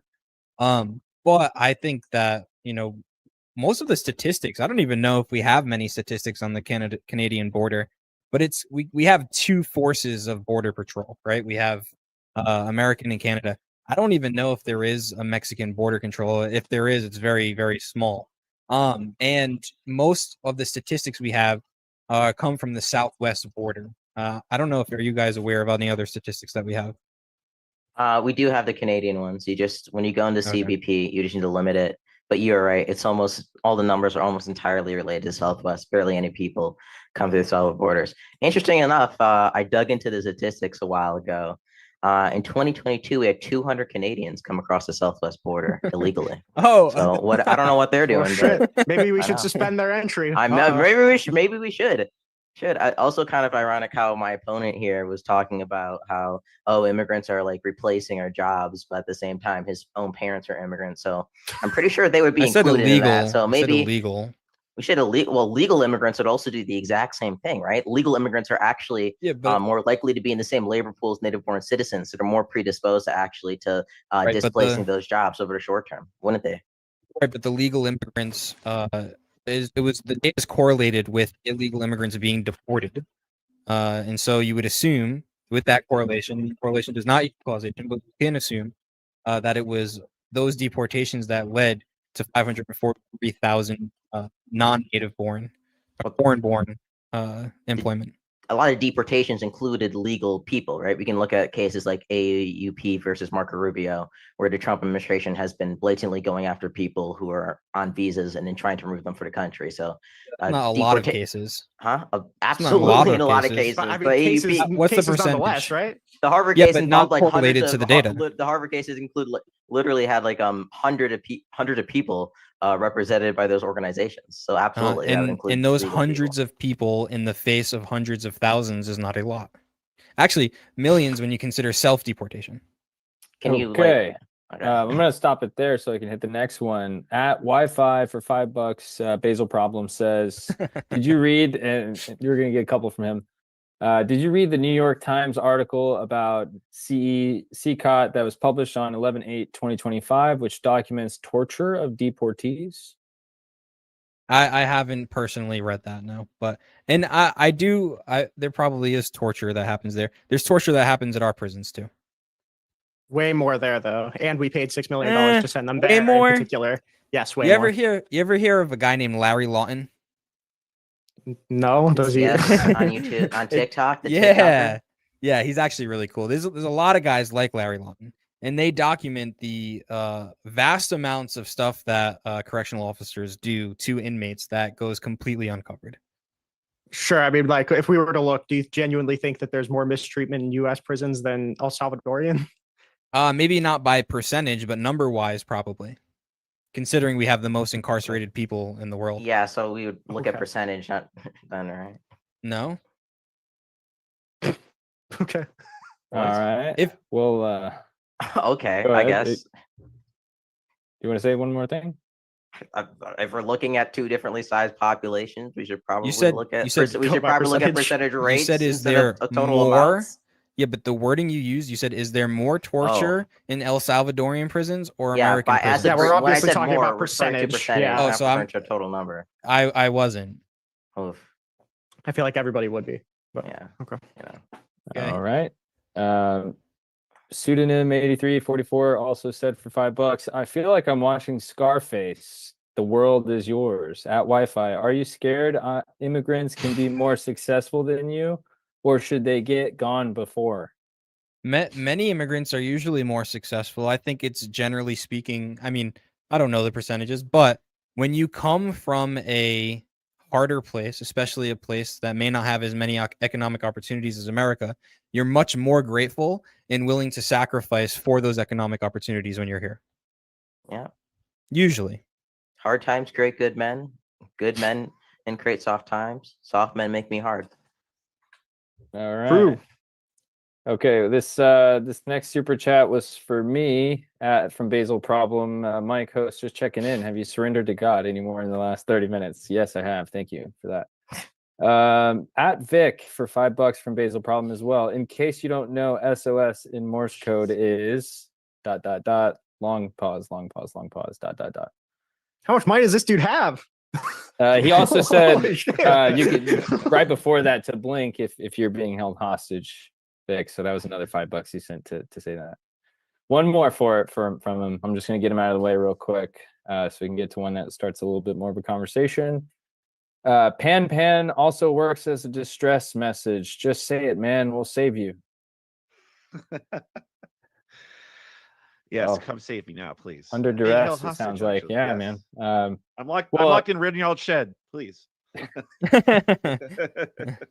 This one is from Pseudonym again, $5. Scratch and Reynolds, are you guys so leftist that given the charts y'all gave, you can't contribute to actually have a conversation? What's the argument? What is it?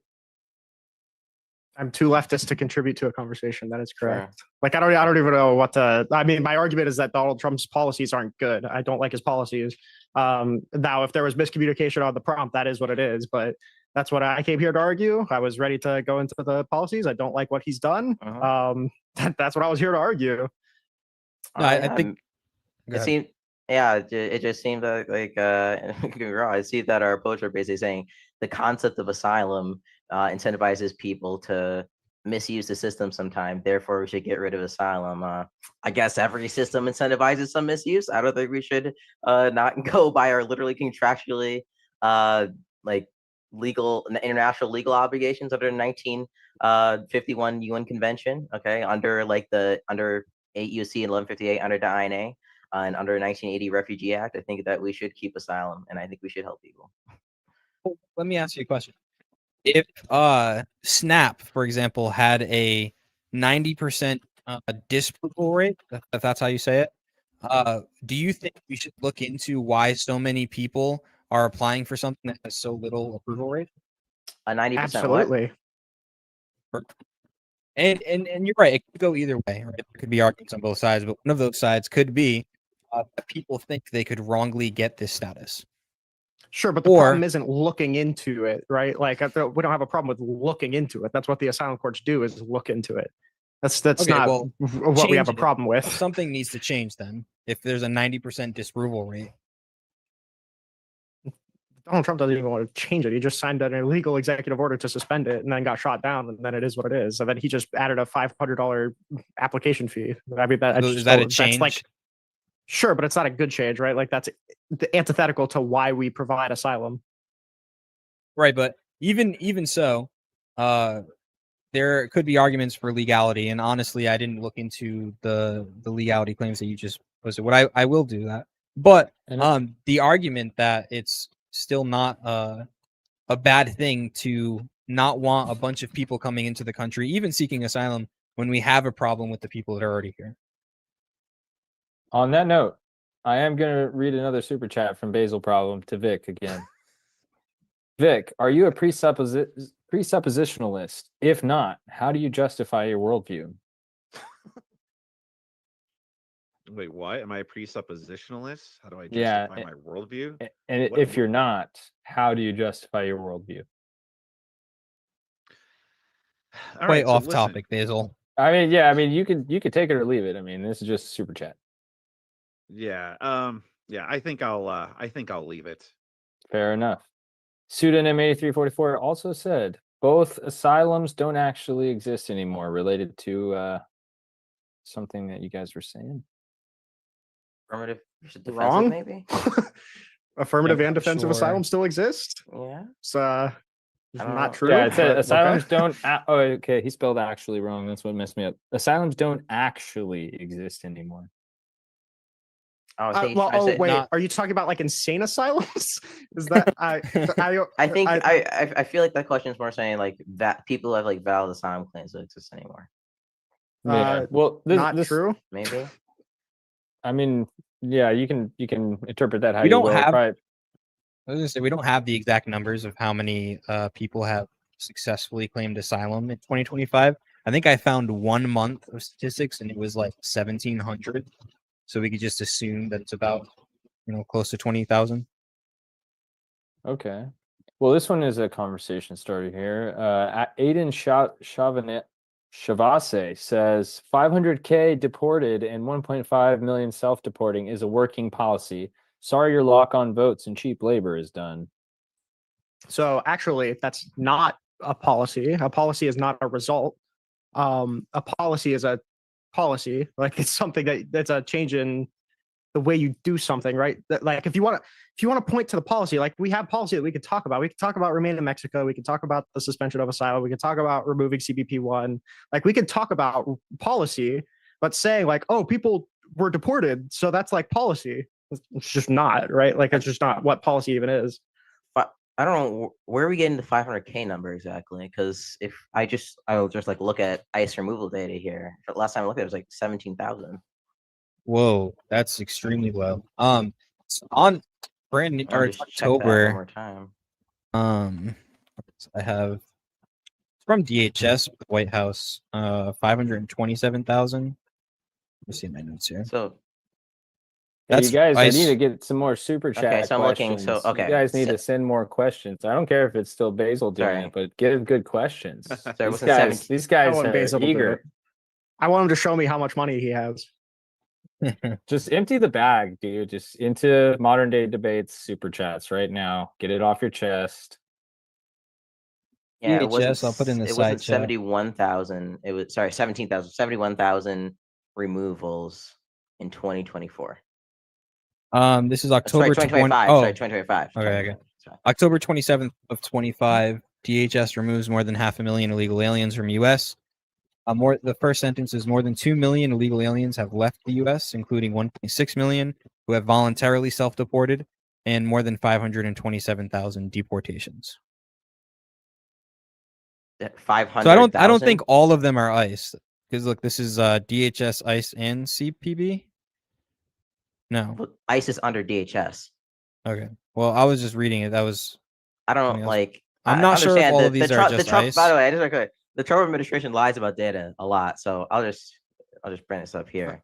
So you can just highlight this, and it shows the number for removal. So 71,000 from ICE.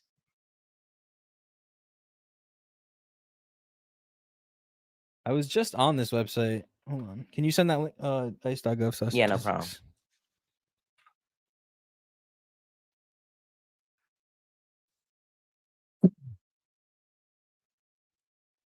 is Chat. the super chat might be relevant to what you guys are already talking about. Manga fan Dan for $2 says, "Is the Super Mario Brothers legal immigrants?" No, I don't think they're in America. Sure. But Superman definitely is an illegal immigrant for time being. maybe he's an illegal immigrant to like the Mushroom Kingdom or something. I don't know. Some people might even call him an illegal alien. Top of line social commentary here. Are you by the way. guys done with the screen sharing? You gotta let me know when you're doing that. I didn't Yes, catch- yes. No, I'm just gonna share. All right. Yeah, I mean, I was just going off of the White House. The DHS. This isn't even the White House. This is DHS. The DHS like press releases? DHS.gov/news. Is it like a preliminary release or just a press release? Press release. Yeah, I think the Trump. I'm sorry to say it, the Trump administration lies about numbers a lot. Just look at that like official release statistics, and those will actually be the numbers. Sounds a little conspiratorial, my friend. It's not conspiratorial. Just looking at the officially published numbers on the All right, actual statistics so, website versus just a press release, and they don't match up. So Aiden Chavase, who had the last point that you said wasn't policy, just super chatted again for $5, said, "Actually, the result of the policy aren't the policy. Way to miss the point with the autistic pedantry and pretend that's smart." Well, I'm rejecting that it's but like the only reason that I'm seeing like the only manifestation of anything that I'm seeing from the Trump administration is A, he was dehumanizing, and B, put the $500 fee on asylum. I don't think those are good, but the reason that you're just pointing to results and not actual policy is because when we actually have to engage on what a policy is and what it does, we actually have to engage with what the policy in totality does instead of just one mark that you like, right? So like if I were to pass a policy saying that, you know, I want to kick like every kindergartner out of school, right? It would free up a lot of people's times, right? And it would result in less property taxes going to schools. But I can't point to that as a win, right? Because it's also going to absolutely tank our nation's education, right? That's why I don't say like, oh yeah, Trump, you know, he cut property taxes. Oh, he's such a good president. Like, yeah. That's not what I want, right? Like, I don't necessarily want that at any cost. I don't want lower encounter numbers at any cost. It's like pointing to it's like pointing to North Korea, saying they have a low crime rate, and saying we should become North Korea. Or there's a whole bunch of other things, like negative reasons why we shouldn't do that. We shouldn't just point to crime as the one thing to say, yes, let's go become North Korea. But it seems like you guys, or at least Scratch, was doing that with GDP. It seems like having an increase in GDP at all costs was fine when Scratch was talking about it. Oh, I actually brought up two statistics. I said wage increases and GDP. Couldn't hear you. Obviously not at all costs. We should like just increase GDP. If we were seeing like significant like crime increases or it's like other negative economic effects, obviously we want to just let people in. Criminal activity is okay as long as it increases GDP. Oh, she's making a mess. Oh, illegal and legal immigrants commit less crime than the population. Of course, minus crossing the border. Illegal? I was about to say, finish my statement. Minus the fact that they crossed the border illegally. Right. So is that a criminal activity? Is jaywalking criminal activity? Hold on. Both are. Speeding? Speeding is probably going to result in net GDP, right? Yeah. Well, speeding isn't. It could be criminal. It would be excessive speeding. But illegal immigration isn't criminal either. It's civil. Yes, it is. Right? No, it's federally illegal. It's a federal crime. It's a civil offense. You don't get criminally punished for illegal immigration. No, you don't. They don't do that because it's extremely taxing on the system to have a jury and all of that. So but it's still illegal just because it's not enforced to that extent. It's still illegal and it's still a criminal activity. Therefore, the argument. So is going over the speed limit. So is criminal activity okay as long as it increases GDP? Sometimes it depends on the criminal activity. Like jaywalking can be okay sometimes if it makes you a more productive worker. I'm not going to come out and say that every jaywalker needs to be caught by ICE. Also, just one last point here, right? Yep. Immigrants as a whole, like their population commits less crime, both legal and illegal. So when immigrants move into the U.S., they actually overall decrease our total crime rate. Isn't that pretty cool? Isn't that cool how statistics works? I would want to dive into those statistics. That's a good prompt for another time. We'll come up with that. Basil says once again for $5 at Vic, you should do more of these. You're a natural. Well, I thank you. I try. And then he sent another 5 right after. He's doing what I asked him to, empty the bag. He dropped another 5 saying hashtag Ryan did nothing wrong. I guess there's a little bit of controversy in the comments here that I'm replacing Ryan. That's not the case as far as I know. Yeah, I didn't hear anything. Mike is a valuable new asset to modern day debate. Welcome, Mike. It's just like True. if you, Welcome, you Mike. duplicated. You know? We've all made history tonight, by the way.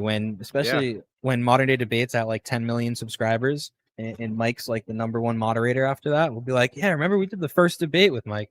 Remember how he accidentally streamed about 30 minutes before? Told his life story. Maybe next time we'll get the top of his head too.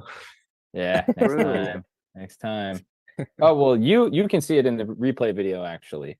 Oh, that's good. You in the Zoom chat cannot see me.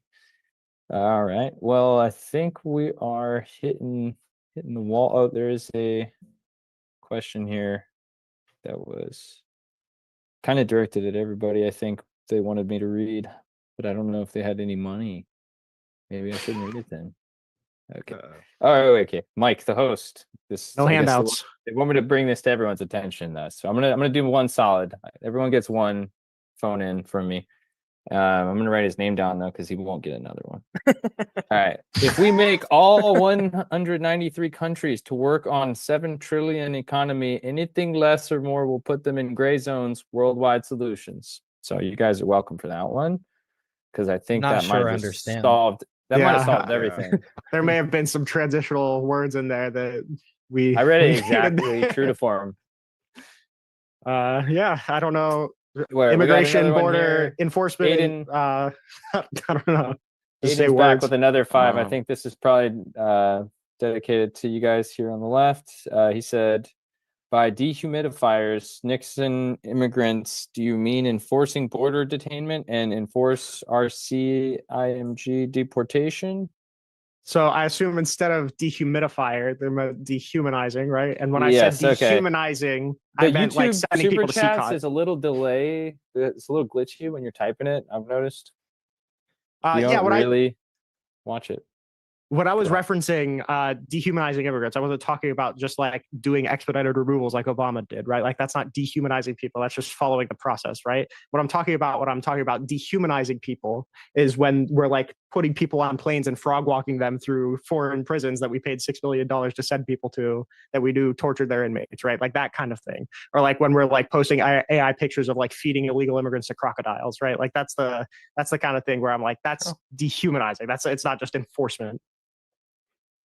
Well, Yeah, I'd say who's being sent to CCOT though? What kind of people?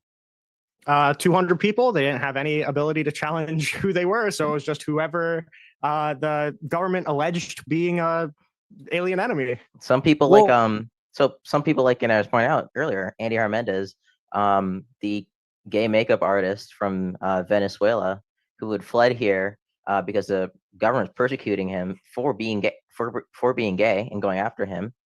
He had 2 tattoos on each of his arms, which had crowns, and they had the name of his mom and his dad under them. And the government took those to be gang tattoos, even though they were just tattoos with crowns and his mom and dad. They were associated with literally no gains. And he was one of the people who had this due process right stripped from him, right? He was seeking asylum and flown on a plane and sent to a torture prison. Yeah. Okay. And how should real we quick, on? Real quick, I have to address something. Basil, I'm not skipping any of your super chats. I know Ryan would never skip them, but I'm not skipping them. And Ryan's not chained up behind me, behind this green screen. So just people quit posting free Ryan in the comments. It's getting annoying. He's not behind the screen. He's in your shed. Yeah, he's outside. You guys wouldn't even be able to hear him. But he did autocorrect.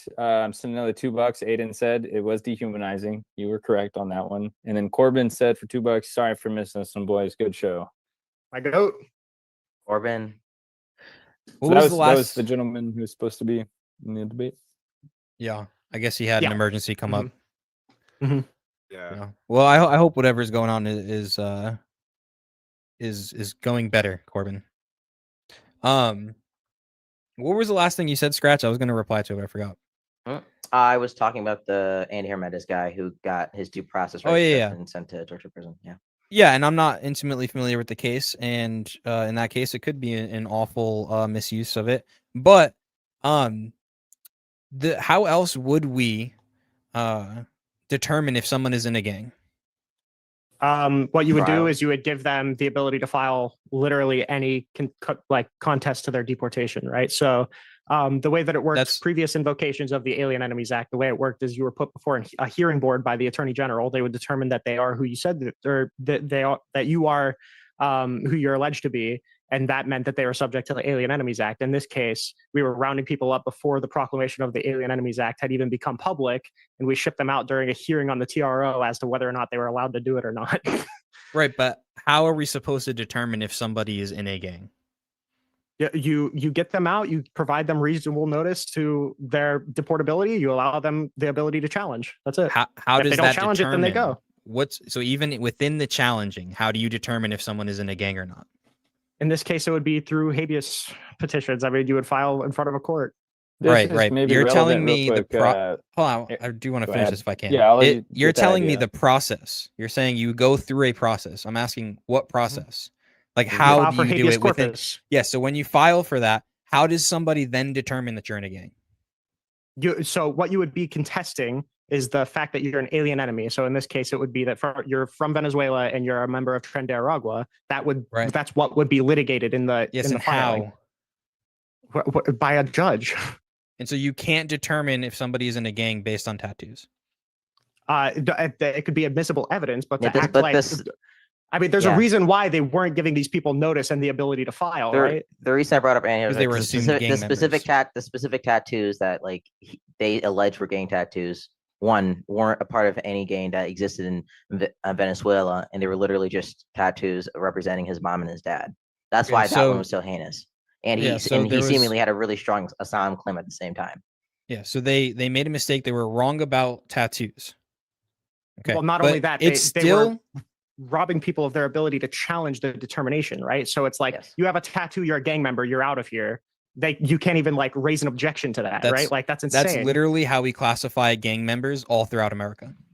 Yeah, but that doesn't mean that you can punish them based off of that classification alone. Yes, it does. In fact, if you have a felony and you're considered a gang member, you can't be within I think it's 30 or 50 if you have within another gang member. People that have felonies, this person even have a criminal background. Listen, they were, if I'm saying solely based on gang affiliation, they have added punishments.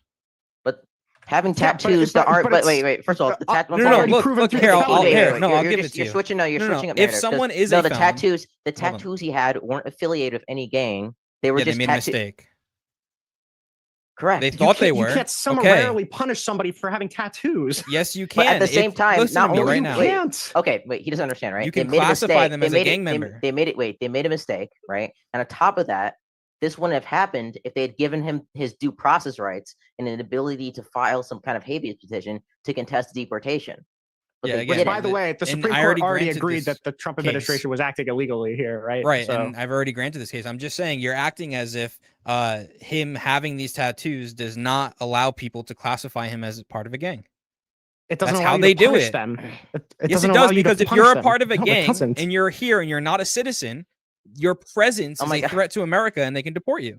You say if you're a part of a gang, but this person, to all of our knowledge, wasn't part of a gang and didn't have the tattoos that were even affiliated with the gang. So I don't know why you keep bringing that up. Gang identification. Before it gets to that point, I got to read this super chat by Aaron Padilla. For $4.99, he says, "What about the Nick Fuentes argument about demographic change hurting America? Import third world, get third world culture. Econ equal reverse, race equal not?" Question mark. Yeah, I'm not super familiar with Fuentes.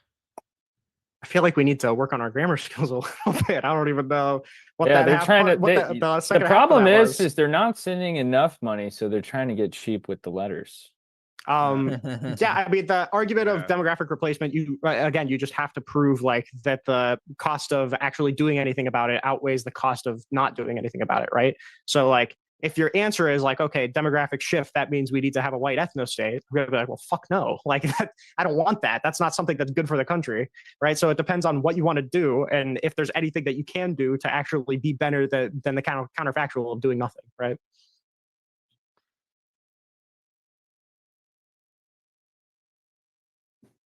Yeah, I'm not Well. arguing for a white ethno state either.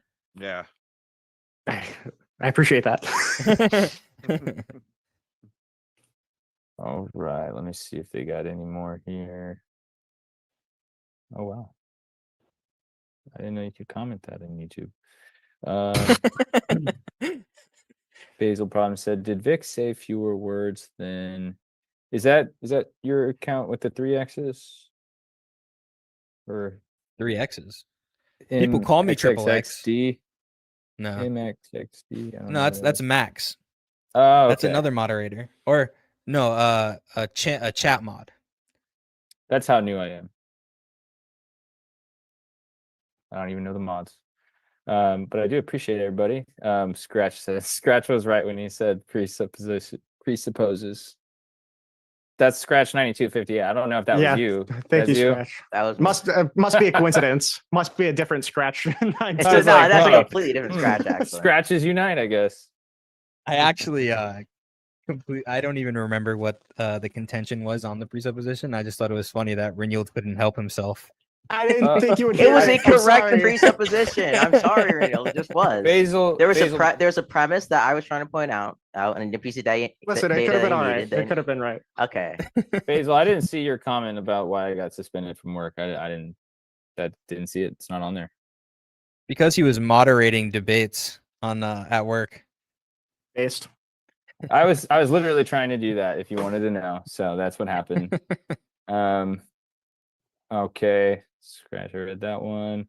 There was one more from Aiden. Let me double check. I did that one. That was Aaron. Yeah, I did that one. Okay. Well, we're almost hitting 10 o'clock here, so it's been a couple hours. You guys focus on anything in the last 20 minutes that was kind of like important to get another word out about? We could litigate the tattoos more if we want to. But... I think he wanted to, and that's why I had to kind of stop it just in case there was going to be another super chat. I didn't want to go on too long. I mean, in any case, I mean, if you're being punished because you have tattoos, you're always going to be afforded the ability to challenge that designation of a gang member based off of your tattoos in any case. Now, whether or not if you've already gone through the process in which you would challenge it and it came back with nothing, well, then you're going to go forward with that, you know, like classification by the government, right? But like it can't simply be the case. So this is just like a foundational thing, even outside of like immigration. It can't be the case that the president or that, you know, the government sees a tattoo and then deports you because of it without giving you the ability to challenge, like, hey, I'm not Venezuelan, I'm not a gang member, I'm not even here illegally. Like those kind of challenges you need to be able to have. It's not actually true. Because if your presence, like, let's even make it harder, like, if it's for a T organization, right? And the tattoo is, if they consider you to be part of this T organization, I believe it's the Secretary of State, and it's in the INA. I'd be able to get it exactly, but it's the one that like they're trying to use for the with visa Mahmoud revocations. Khalil. Yeah. Adverse to the foreign policy interest in the United States. Which that's 237. Oh, we got a super chat here from Pable73. He sends in 750 Uruguayan pesos. Thank you. That's probably a lot there. I bet there are many people in the chat who think Earth is 6,000 years old. You are funny. Yeah, we could just go right into another debate if you want. If you just go right into it. There's another one here from Aaron for $2. He says, "So demographics don't matter? That's important." I'm not particularly interested. Well, in I think but... I do think there is something important about the demographics. See, we have a very pure Anglo-Saxon race here, and personally, I'd like to keep it. We can't have any of these other migrants. Okay. Yeah, I just see no reason to be that concerned. Yeah. Now, do you think it's always bad? I haven't really developed my position here, but like, you know what they say about what is it? The UK. The UK is I don't even know if it is majority white anymore, or if it's on the road to not being majority white. Do you think that's Yes. bad in any sense? No, I think we should that a all. country's I no think longer majority I think we white. should all become beautiful olive-skinned people, so we can't divide ourselves on race anymore, and we don't have to deal with any of this bullshit demographics stuff. Yeah, I mean, like, if it's the case that there's like actual observable problems that come from, changing demographics, then I'll accord to those like real problems. It seems like any problems are like pretty minor, that it's not worth any amount of like compromising freedom or compromising, laws to adjust it. I just need like a really, really compelling argument that it's something to care about. I can see a world where I would care about it. It's just not this one right now. Thank you for that response. Go ahead, Oh, Dave. just real quick for Scratch. You said like, oh, you wish that we could all become just all skinned people, so we don't have to worry about this racing anymore. It's pretty cool. All right. So in other words, all one skin color is what you're trying to say? Yes. All right. Wouldn't that be cool? Wouldn't that be based? Okay. Ultimate we need a race mix max. Okay. Yeah, after this debate, me and Scratch are going to start. Okay. That is Cosmic, impossible. Cosmic do you know? sends Wait, how do you in. know? Wait, I don't want to know what you guys No, are actually You're talking good. You're good. You're good. about. Cosmic says, or he sends in 2,500 Nigerian Naira. That is $1.74. Thank you. Saying immigrants commit less crimes sounds like allowing a patient get infected by malaria because the COVID he already has kills more. I don't think it does sound like that. I don't think. Yeah, not at all. I don't see the analogy. Yeah, I'm just pointing to, like, I guess, our statistics, like the PNAS study that was done a while ago, back in like 2018. That's said that like illegal immigrants commit less crime, and legal immigrants. I guess if we want to look at the Cato study, instead of like looked into like incarceration rates, same thing. Legal immigrants incarcerated less than legal and native citizens, and then they have also done their own crime analysis. So yeah, I think ultimately they commit less crime, and if they come into our population, that means the total crime rate is going to go down since they commit less crime. Cool. Are you for deporting people who commit crimes who are here illegally? Well, it depends on the crime. So you're not. And also like, depends on how long they've been here. If you've been here like 5 years plus, then, and you've, I don't know, speed in traffic, or it's like steal a candy bar from a gas station once. What about a DUI? Yeah, probably. That's fine. Okay. Corey 77777 says, for $5, should Trump's policies that enforce our laws against illegal entry into our country be ignored? By the way, all jails dehumanize criminals. That's the point. So that's not the point. But like, no, I'm not coming out against the idea of deporting people. Like I even previously said, if you were listening, I even saw a little head nod. All right, I got a little bit of approval when I said that, like, Obama doing the expedited removals. I don't necessarily have a problem with that. If you're just turning people away at the border, or like getting rid of people who are in border cities, I don't necessarily have a problem with that. I don't have a problem with deportation. I care about illegal deportations, and I care about like giant, wide scoping intrusions into cities with no like discernible benefit to be reaped from it. Right? Like, I don't see why we need to have ICE as like the most well-funded executive agency period right now, or law enforcement agency period right now. I don't see any need for that. But like deportations in general, that's not what I'm coming out against.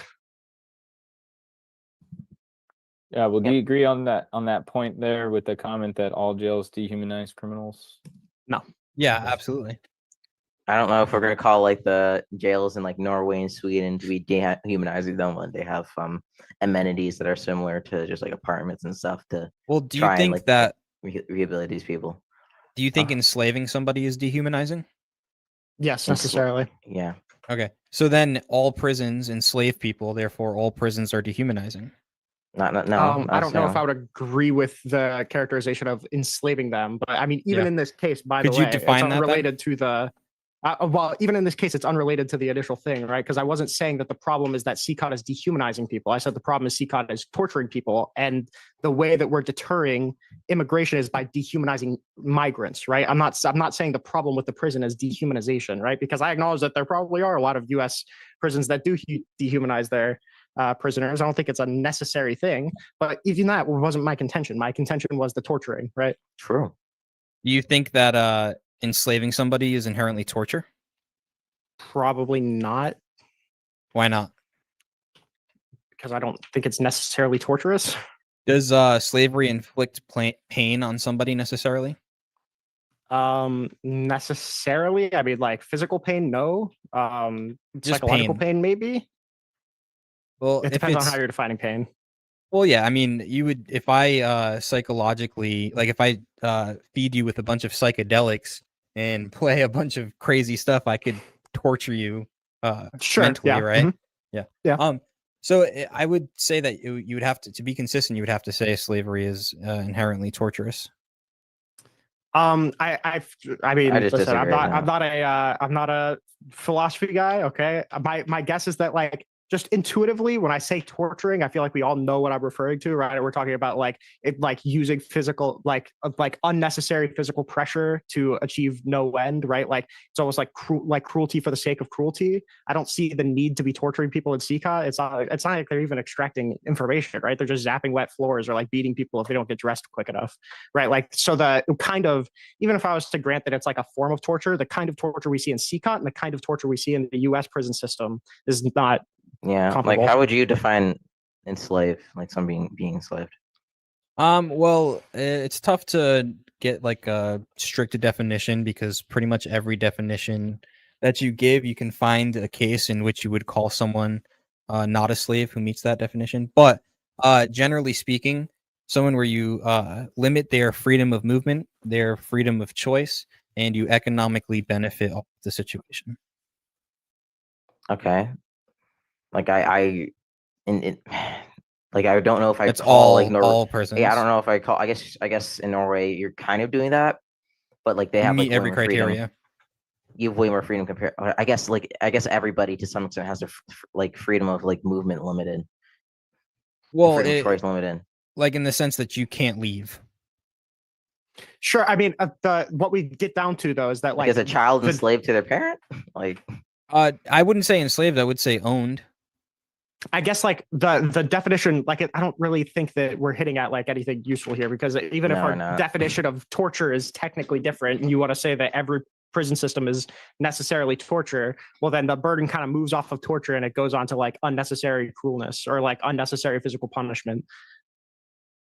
Yeah, I don't think CCOT is as bad as we want to make it out to be. I would recommend reading the State Department reports. It's pretty bad. Yeah, and in the same, testimony, in the same UN stuff reports. happens in America. Agree. I All right, then like, don't send people to prison. Well, someone People- asked here in the comments, I'm not going to read the name just because they didn't send any money, but are you guys open to prison experiments on people who are going to be like locked up indefinitely? As like that's what they're trying to get at, I guess, is like, can we use them as test subjects for the I mean, maybe for animals? like in I place don't know of what they're animals, getting at absolutely exactly. not. They're going back and Um, forth between how it's relevant to slavery and torture. Like, if they're already enslaved, I guess, in the prison system, is doing the experiments, torturing, or is it helping humanity? Kind of, that's what I think is kind of being discussed there. I would say like in certain cases, like for PDF files, I think we should experiment by all the PDF files that are locked up. If we castrate them, do we see PDF crimes go down? well, I mean, they're in prison, so you couldn't really measure their crime rate. But No, it's an like, incentive. sure, but I mean, like if you're talking about its effect on crime rate, I don't think you could do that Yeah. if it's you're testing on No, prisoners. here's what I'm saying. I think you're misunderstanding me. If you were to say unalive all of the PDF files instead of locking them up, that Mhm. would deter people at a higher rate, whether or not you think that's moral. Yes. Have we That's what have I'm we seen saying. that? Like, I guess, like I Well, point no, back to like look- necessarily it would. necessarily really. I would like point back to Yeah. Victorian England, where they were just like mass like executing people for like even the pettiest of crimes, and the crime rate was still horrid and consistently Right, but on I the mean, rise. like doing that for like unavoidable crimes is different than doing it for avoidable crimes, right? So, like, if you're doing it for PDF files, that's different than doing it to prevent like shoplifting, right? Like, I would grant that like almost as necessarily true. Like, if you're removing the amount of those people, I don't know what I can say on YouTube anymore. Listen, if you're Yeah, removing the it's amount all right. of We're all those TikTok people, guys, so right? If you're removing the amount of those people, then necessarily there's going to be less instances of that kind of thing happening, right? And I think to your point, Scratch, it would probably have the opposite effect if just every crime was punished to the max, because then it's like, who cares? Mhm. I'm gonna get punished either way, no matter what I do. I'm trying to get James to send me a couple of the ones that were at the very beginning that I might have missed before I had it open on my phone here. But Aaron Padilla just said 199 for 199. Cesar Chavez was against immigration. Thoughts? I actually Okay. drive on Cesar Chavez Road every day. I don't know why I should I'm care. happy for him. Okay, all right, good for him. Any thoughts on the other side there? Well, I don't think anybody on here is against immigration, point blank.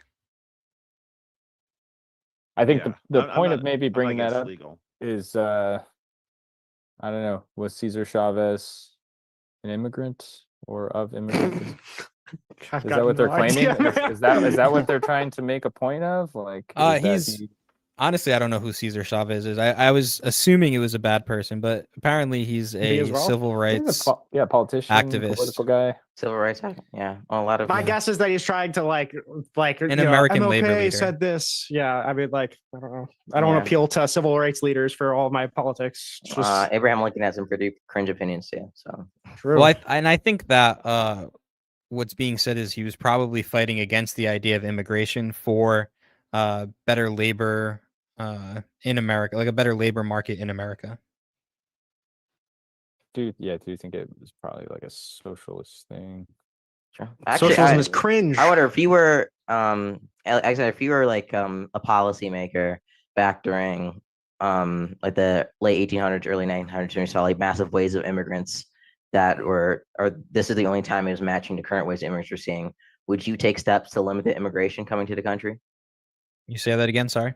If you were a policymaker back during the late 1800s and like early 1900s, Basil, when you saw repost massive amounts of repost your immigrants question. coming in, like as a proportion to like the amount waves that are coming in today, would you take steps to limit immigration coming to Did the they? country? Was it illegal or was it all legal? That's a very blurry line. Well, I'd say under the current laws, if it was legal, and we didn't have a massive illegal problem, I would probably say that it's okay. Okay, but you seemingly were making arguments earlier about like, oh, we can't let this many people to the country, otherwise it's going to be bad, correct? Yeah, if you let, the reason I used 100 million is because I thought it was a fair number to say that's too much. Apparently, I had to go to 1 billion to get that. But if you let, like, I mean, I think it's just common sense. Like, you could even make the hypothetical crazy and say 1 billion people in a day. Obviously, it's not impossible logically, but it would never happen, right? So like, obviously, nobody's going to say that's a good thing for America. But do you think, like, because I report to you, like, we don't have any good like illegal immigration statistics. We're just pointing to counters, which doesn't even imply people Well, yeah, stayed here like illegally. Like, are you saying that Biden let in too many people legally and illegally? I would definitely say that he allowed too many too much asylum abuse, and he didn't do anything to stop it. But those people would still be classified as a lot of them legal immigrants. Yeah, but that's Also, by the way, obviously based on statistics now. It's not going to happen under Trump's term. It's also super not true that he did nothing to stop it, right? Like, we saw the bill in Congress, we saw the executive order that ended up getting shot down to try and restrict asylum to ports of entry. That was the whole point of CBP1. Like, it's not true that he did nothing to stop it. Well, I mean, we could get into the bill, but you don't think that was a legitimate bill, do you? I think that it was an attempt to, give the president statutory authority to put a memorandum on Yeah. immigration. That's Maybe we could the do a whole debate point. about that. Yeah, That's a going long back to my, topic. from my previous point, it seems so you were against Biden letting in certain people legally. It seems that it's not just Yeah. your distinction just isn't illegal legal. There seems to be something more. There's something more specific about like. Do you think it's asylum seekers. okay? I mean, if we take Rinald for his word here, even Biden thought that was a bad thing. I think that Biden was just being rhetorical for the most part. Yeah. By the way, I don't support Biden in that either. But I don't actually think I think the Democrats did a really bad job at messaging their immigration policy, and the Republicans consistently lied and took over that narrative. And then they, instead of actually coming strong out and like what they did during the administration, they just cucked out to Republican stance. Yeah, I think that there's Probably truth so. to that because they wanted to pass other things, and they thought if we could get this immigration stuff passed, then we can get our cake and eat it too. Yeah, Basil, that bill was, give me full of fat. give me a couple minutes. James is getting me the first couple chats I missed, but sorry. Go ahead, Vic. I mean, I the was just FAT gonna- passed separately, right? Like the aid to Ukraine, the aid to Israel, that passed separately from the bill. Sure, So- but the border bill wasn't just about, oh yeah, let's solve this border crisis. It was like 80% fat and 20% of it was actually going to go to what it promised to do. Yeah, but if you're saying that it didn't pass because of the fat, and then when separated, the fat passed, right? It probably wasn't the fat that tanked it. Yeah, but still, this narrative that, oh yeah, never mind. But still, yeah, it was a bunch of, it was full of fat. It wasn't not passed because of this narrative that, oh yeah, we need something to run on, or for Trump to run on to win the election. Okay. I should have What this in the here bill? just go a ahead. second. What in the Uh, bill dealt with asylum? If I think it was at a certain amount of encounters, I think it was 5,000 a day, it would have shut down the border. So then a moratorium on all of it, you wouldn't be allowed to seek asylum. You wouldn't be allowed to, it would basically restrict physical entry.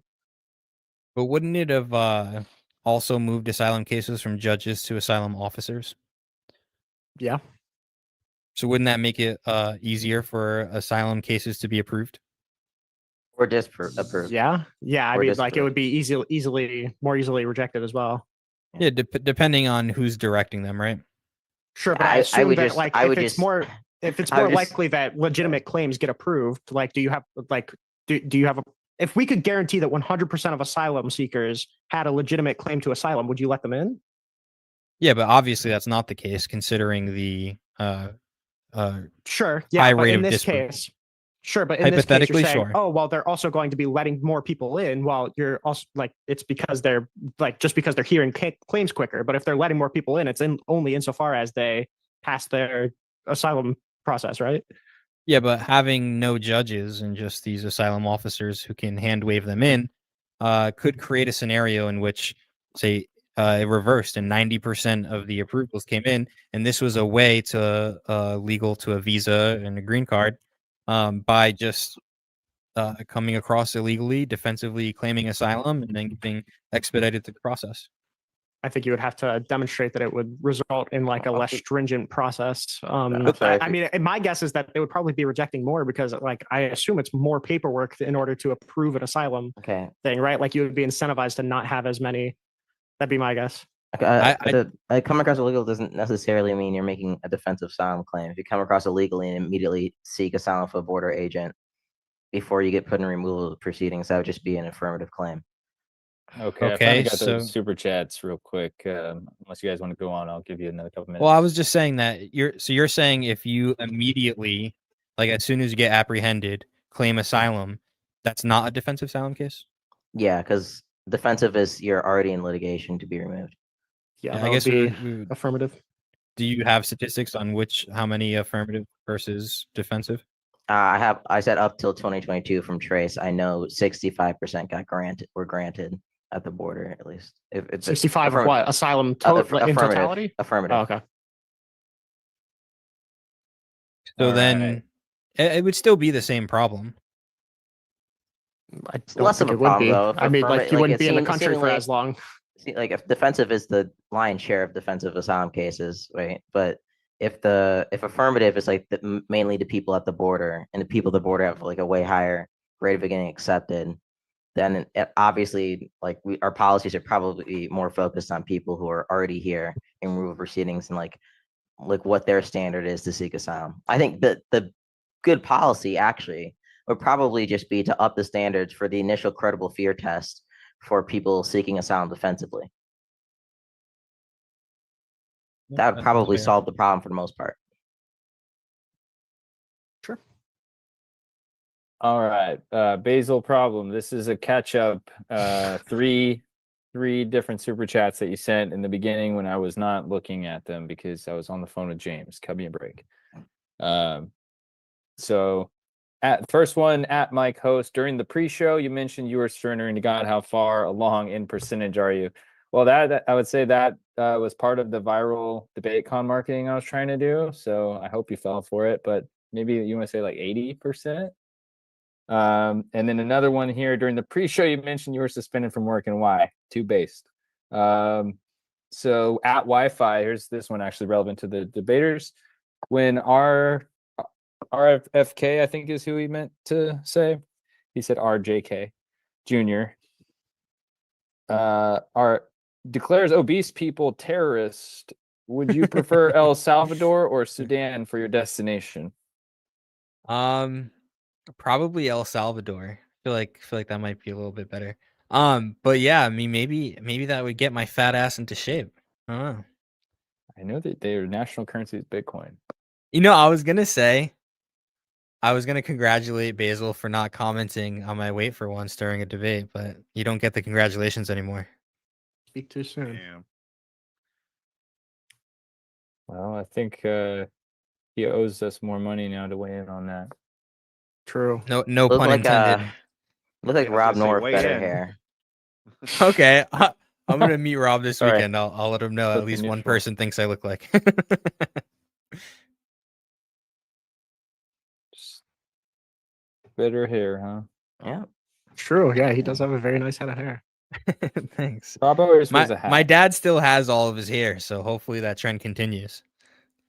Okay, we got all of those ones done, and I think he emailed me one. Nope, that was the only email. Okay, I thought he was emailing twice. All right, guys. I don't know how late you guys are trying to go, but I mean, I'm sure within the next 5 minutes you'll get a couple more if you want to touch on anything that you've already touched on there. Probably got about 15 more minutes ish. That's fair. Okay. I got. There was a lot in the opening statement that we didn't get to touch on. That's true. We go back to a lot of stuff. You want to pick one thing until we have a suitable super chat here from someone who has their shit together and has something good to add to the conversation? I have something. Do you think obviously it would be hard to say there isn't a political mandate for what Trump is doing, at least in the sense of dealing with illegal immigration? Would you at least concede to that? Sure. Yeah, it seems like immigration is a real problem. A lot of people want to fix it. I would just They just I don't think know what the I actual touched it- problem is. yeah, I touched this in my opening. I feel like when most normal people, this is why I'm super hesitant to point out like mandates in general, is that when people think about politics, it's on a very, very, very surface level right? Like, so when they think about like, oh, fixing the border, that's all they think about, right? Like, they don't think about how, they don't think about what's even wrong. They think like, oh yeah, fix the border. Yeah, I want to fix the border. I've heard the border's bad and I want to fix it, right? And that's pretty much all they think about, right? So like whether or not specific policy is popular or not is a different question. I haven't looked at polling, but it seems like the vibe that I've been getting is that generally a lot of like the harsher enforcement stuff is not super popular, especially in like the areas directly affected. But What standard like are you using for super popular? I mean, it's kind of vibes based. I mean, but I would have to look at the like polling and then make the determination there. Because what percentage wise would you say is like a high percentage when it comes to polls like that? Probably like I don't know, like high 40s to onward. Yeah, because those can seem low in most contexts, but when we're talking politics and considering we're so uh, divided on so many things, I would agree that that is high. And I even the polls I was seeing, at least most of them are. I didn't see any below 40% on Trump's execution on his immigration. Now, I did see like GOP is super high, like that's like extraordinarily high. Yeah. But that's kind of to be expected, especially since he campaigned on it so heavily, right? I mean, a big part is like also that this is a big problem with polling in general is that like they ask super misleading questions and I don't know why, right? Like, so like it wouldn't shock me if like 40% responded favorably to, do we want to deport illegal immigrants, right? Like I wouldn't be shocked if 40% said yes to that, right? Or like, do we support ICE?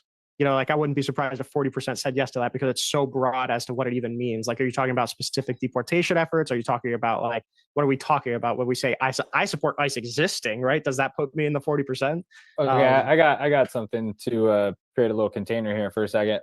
So the debate prompt was kind of more geared towards Trump's immigration policies here in his second term, right? So how in that process of him prioritizing national security and making, you know, all Americans kind of think about this daily, how do you balance like the border security with, you know, humanitarian perspectives that people like Rinald and Scratch have, that it's like, you know, this is negative in this regard, but you know, we do absolutely need the border security. So how do we balance that? Like, what's the medium? I guess the question is like increased border security something that's gonna like protect the country, right? Like, or is that actually something? I guess I point to previous administrations. I'd say like we saw like the increased border security under like Clinton Bush. We saw the fact that illegal immigrants were some amounts of illegal immigrants are still like coming to the country. We consistently see things like we consistently still see like T attacks happening. We saw like under Trump's first administration, still saw people like, and nobody mentions it, like Miley Tibbetts, and people are always complaining about Lake and Riley gets murdered. So I just don't know like how effective is this at actually doing anything. And then on top of that, we have all these other super negative effects of violating people's rights and economic detriments that we see. I think they're unavoidable to an extent. I think that's an excuse to let it happen in mass. But when you talk about dealing with any problem, like even going back to prisons, there's a bunch of people literally get tortured in prison, not at the direct of the government, but it just happens. We see people get abused by police officers, you know, hopefully less and less the more body cams are present, but we see abuses of solutions all the time. It's just human nature. Again, it's not an excuse to just let people do whatever they want. I think there was a point to, I think it was Rinald when he said like you could just remove all kindergartners from somewhere, some sort of result that seems good.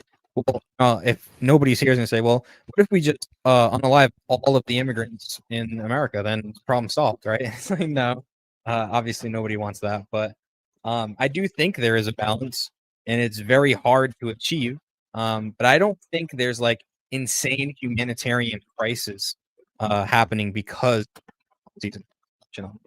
So would you just say that the humanitarian crisis that people on the left would be concerned about is more of like a propaganda thing from the left, or would you think that there is, you know, some things that the right is promoting that is just being, you know, interpreted that way?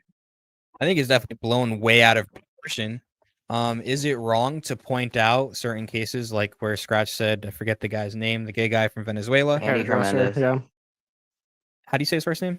Andy Hernandez. Andy. Andy. Yeah. Andy. Sorry, you talk fast, Scratch.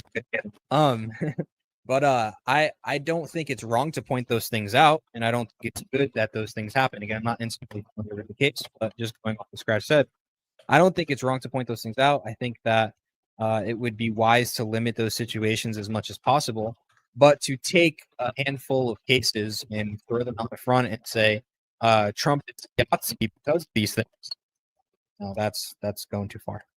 I think there's some important delineations there. So like I think you kind of hit at this in the beginning, right? Like there are bad things that happen, right? But you have to, it's always like measuring consequences, right? So like obviously there's bad things that happen by extension of us imprisoning people who commit crimes. But then if you look at the counterfactual of not imprisoning anybody who commits crime, well, then the country's like unlivable, right? And that's kind of what we saw in El Salvador, ironically.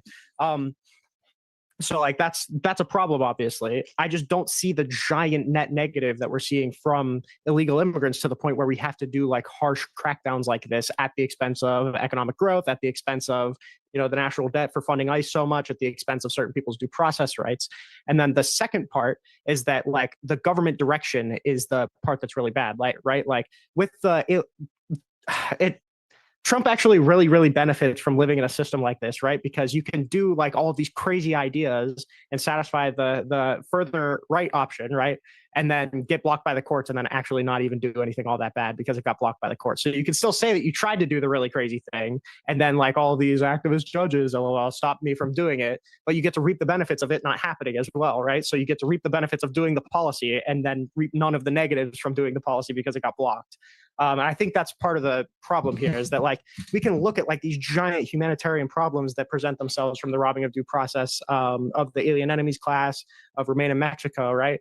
But before any of these manifested into giant problems, they were blocked by the courts. So you could only see so much harm because, you know, they were either enjoined or they were there was a temporary restraining order and they're still being litigated or something or other, right? Like there's a reason why we haven't even heard about the birthright citizenship executive order since January, because it got enjoined and nobody's even being affected by it until it gets ruled on by the Supreme Court. Isn't that the checks and balances we want? Isn't how the system's supposed to work? Yes, it is. And I'm very grateful that it does function that way. But I'm saying that like, it's really hard to point out like, or to say that like the humanitarian consequences are being over exaggerated when we're not seeing the over exaggerations, not because Trump doesn't want to do extreme things, but because the way our system is designed prevents him from actually being able to do the things that he actually wants to do. And to be fair, I'll go ahead, Vic. I was just going to say, but you're okay. What was I was going to say, yeah, you're saying we're not seeing these extreme exaggerations. However, you're already claiming like, oh my gosh, there's so much horrific things going on. So which is it? Are we not seeing these extremities, or is really terrible things going on and their humanity is being stripped away? So there's two things, right? It's a degree problem, right? So I think we got 20% of the way there because part of the policy of Trump was acting so quickly before the courts could actually stop him. But once the courts stopped him, they stopped him, right? So like the reason that we didn't get 100% of the way there is because the courts stopped them at 20, but we still saw the 20 and it was really bad, right? Or in some cases we saw 0, but like the idea that the Trump administration wanted to do it is almost bad enough in and of itself, right? So like we saw bad humanitarian outcomes because Donald Trump was trying to move so quickly, but he didn't actually get to do everything he wanted to do because the court stopped him. I mean, I think you're assuming that it would have turned into something extremely large to a large degree. Yeah, sure. But I mean, like, I feel like I'm within rights to do that, right? Like it was obviously the case that Donald Trump was planning more people to be deported under the Alien Enemies Act because more people were detained under the Alien Enemies Act than got deported, right? So we could reasonably assume that more people would have been sent to CCOT, or because he had like a multi-year long agreement with El Salvador to house people in CCOT, we could probably make a reasonable guess that he would have sent more people there. Or like the suspension of asylum, we can guess the results of what that would look like, even though it didn't result because the Trump administration or because the courts blocked him. But if the courts didn't block him, right? Or for example, like with Mahmoud Khalil, which is still undergoing, it'll probably go all the way up to the Supreme Court. If the Supreme Court rules in the Trump administration's favor and deports Khalil, we will assume that two things will happen. One, immigrants on visas and green cards will definitely not speak up as loud, right? And secondly, if they do, they will be deported on certain issues. Yeah. Do you think that creates a humanitarian crisis? I don't know if I would describe that as humanitarian per se. I think it creates like a almost like, I don't know if I'd say constitutional crisis because that carries a lot of baggage, right? But like it's definitely an attack on our First Amendment, right? Like we should be able to speak. In the case of Mahmoud Khalil, it gets a little more complicated because there was like handing out of flyers and whether or not he did it or not.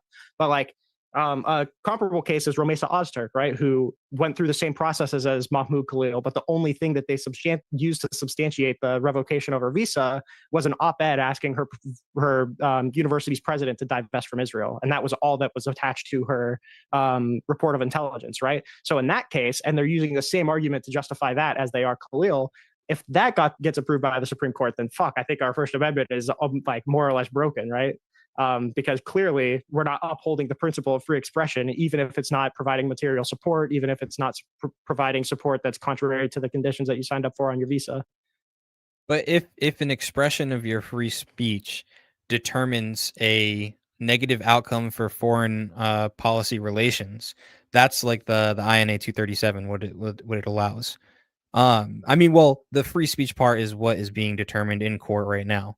But if it is determined that based on what they say, it could be deemed like there was a 1999 case where I can get the exact name, but it's a Mexican attorney general who fled from Mexico into the US, right?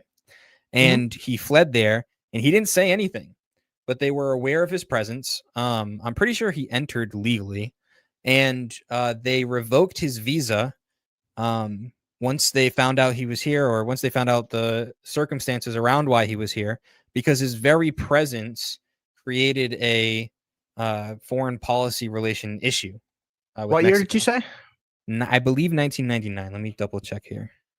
I'd have to see if there were like ongoing conflicts at the time with Mexico. That would really change the way that I look at it. But generally, I would say you probably shouldn't do that either. I would probably say that that's not good. All right, guys, I got a really good super chat to maybe end this on if there's none other after this conversation. But Pable73 sends another 750 Uruguayan pesos, or approximately $18.43. That he said Native Americans should have had similar border policies back in those days. ... He he. So I mean, I don't know. True. What do you guys think about that? Probably true. They would have lacked the enforcement, but I get the point, and I think that's a good point. However, I mean, like we can point to the direct harm that was faced by the Native Americans, right? I mean, what do you mean? I guess that opens it up. I think there's a lot more like articulatable harm to the Native Americans than there is to the Americans right now for letting asylum seekers through. I would definitely agree with that, especially because of what was done. However, I don't think that do you think there's any harm at all to America if millions of illegal immigrants were to come across the border year after year? Sure. Yeah, there can be. Maybe. Yeah. It's just not worth that enforcement. was just like it depends, right? Like circular migration patterns can be a good thing. That was something that existed like up until the ending of the Bursara programs in the 1960s, where millions of migrants would like come across the border each year to do agricultural work in the United States and then move back into Mexico for the winter. I think there's obviously a pretty good thing. Like there's obviously going to be give and take to everything, right? Like nothing's going to be like, I don't think there's any policy that's wholly good that comes with no consequences, right? It's just a matter of whether or not A, the benefits outweigh the consequences, and B, whether or not like the response that you would have to those consequences would present more problems than it would solutions. And I think the circular migration argument could hold if there wasn't actually enough Americans to fill the jobs or to do what is needed to be done.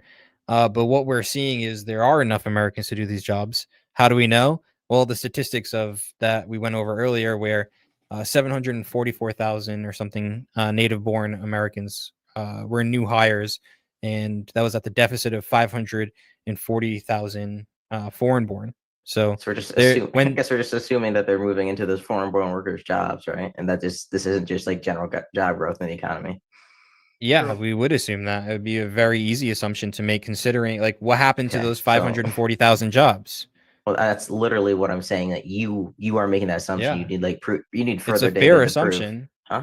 I don't think it It's is a a fair fair assumption. necessarily. Not necessarily. Yeah, it could just I be mean, due to economic if you want to quibble about 100%, that's fine. But how did 100%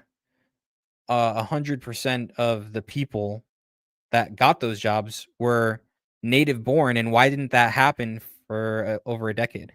Well, because we've been in a period of job growth that already happens. Yeah, but Right, like before the- it wasn't 100% native born people getting these jobs. Why was that? Are you saying it's 100% of native born people who got what jobs, like over the span of what period? I believe the 9 months that Trump's been in office. There's not one. There's not Yeah, I one don't foreign believe born that. person who got a job. Yeah. For I new just can't believe hires, that. no. That's just I don't believe unbelievable to me. that. I don't buy That's that. I think what you're probably looking at is like It's this amount of native born workers got jobs versus this amount of immigrants lost jobs. It doesn't mean necessarily mean there weren't like foreign born workers. It just means like as a Who got percentage jobs, overall, it dropped. I mean, it dropped by 500. It's whether or not it's 100%. It hasn't happened this way for over a decade. Okay. So why is that? That could be due to like numerous like economic Name policies. I them. feel like, huh? Name the I don't reasons. know. You're the one making the correlation. I'm No, not making the causation from that. Yeah, and you're saying no, it's not that way, and I'm saying okay, well, how could it be another way? And you're saying I don't know. I feel this could legit just be like I feel this is when people point to like says like, oh my gosh, unemployment's at an all-time low. And it was like, oh, the previous low was like 4.1 like 1% and like ticked lower to like 4%. Like, oh my gosh, this is like unprecedented in a decade. It could just be to like unreasonable or not even unreasonable, but just like increase like GDP or increase job growth in like a certain time period. Like this isn't Okay, so now are you the unrealistic. one making assumptions? Huh? Well, you're asking him what it could possibly be. It could Yes. possibly be that, but the burden would be on you to actually prove that the correlation was causation, right? I just think it's a fairly reasonable assumption, considering it hasn't happened in over a decade, and it's correlated with the fact that 2 million immigrants have left. I mean, Scratch just gave you a way that it could reasonably be something else, right? So I don't. No, yeah, like logically, we could logically possible, yes. I think it's Reasonably, logic. no. I don't think what you're saying is reasonable either, right? I think we can just look at the fact like what's the reality? 50 most like over 50% of people are in the labor force are like over 55 years old, right? We have So an aging population. Out of the like the other half of those people, they're either like disabled, and then the rest of them just don't want a job, right? You can look at like you can look at the A38. It's not that they haven't like aren't looking for a job, it's that literally they just don't want a job. And that number has stayed pretty consistent since like 2008, like barring other economic factors. And Okay. right. And I- then we can look at like, okay, but if we just look at the total population of everybody in the labor force, and then we look at the amount of jobs open, there's more jobs than there are people in the labor force. So that would just mean that we have a labor shortage. I just Okay, want to say so- real quick, I think I've got to wrap up pretty soon here, so I don't know what. Well, I just Yeah, we can go ahead and give some sign-offs here. I just real quick wanted to say real quick last thing. Is so 2 million immigrants leave the country. Is and 543,000 less foreign-born people have jobs or get new jobs, right? 500,000? 540,000. Is that correlated? Yes, correlate. All right. Is it reasonable to assume that those are probably of the 2 million that left? Yeah. Okay. But it wouldn't be reasonable to assume that the 744,000 positions that went to native born workers was because of that. Yeah, I think it could reasonably just be increases in jobs as a whole. M39999. Yeah, I definitely had to clean up before I started doing this. I'm not from Canada. I know people in the comments keep saying, you know, got Ryan in the back, so that means I must be in Canada. I'm from Texas. So I'm in Austin. He's in Texas because he's one of the 200 Canadians that snuck in through the southwest border. Yeah, he had to leave after the kidnapping. Actually, in South Texas, where I'm from, they do have a lot of winter Canadians that come here Interesting. for the winter. because Not helping your case. More of a summer. I just I'm familiar with them and they're very friendly. So it's kind of like when you see You like a bet. nice dog in the street, like you say hi to it. I'm I not bet you, comparing eh? Canadians to dogs, I was but just they're you heard it here first. Damn. man's best friend, Canadians. All right, guys. Well, let's start from the top left and go over. Give us your channel names, and if there's any super chats, I will say it right after you finish. But I think we're all done here for the night, unless someone wants to throw me a tip that James could Venmo me. So we'll start with Rinyal. Go ahead, give us your channel name, and where we find you. Yep, I stream on YouTube, Twitch, and TikTok at Rinyald on all platforms. I think on TikTok I have a couple American flags and a couple of bald eagles after it, but it should come up if you search Rinyald.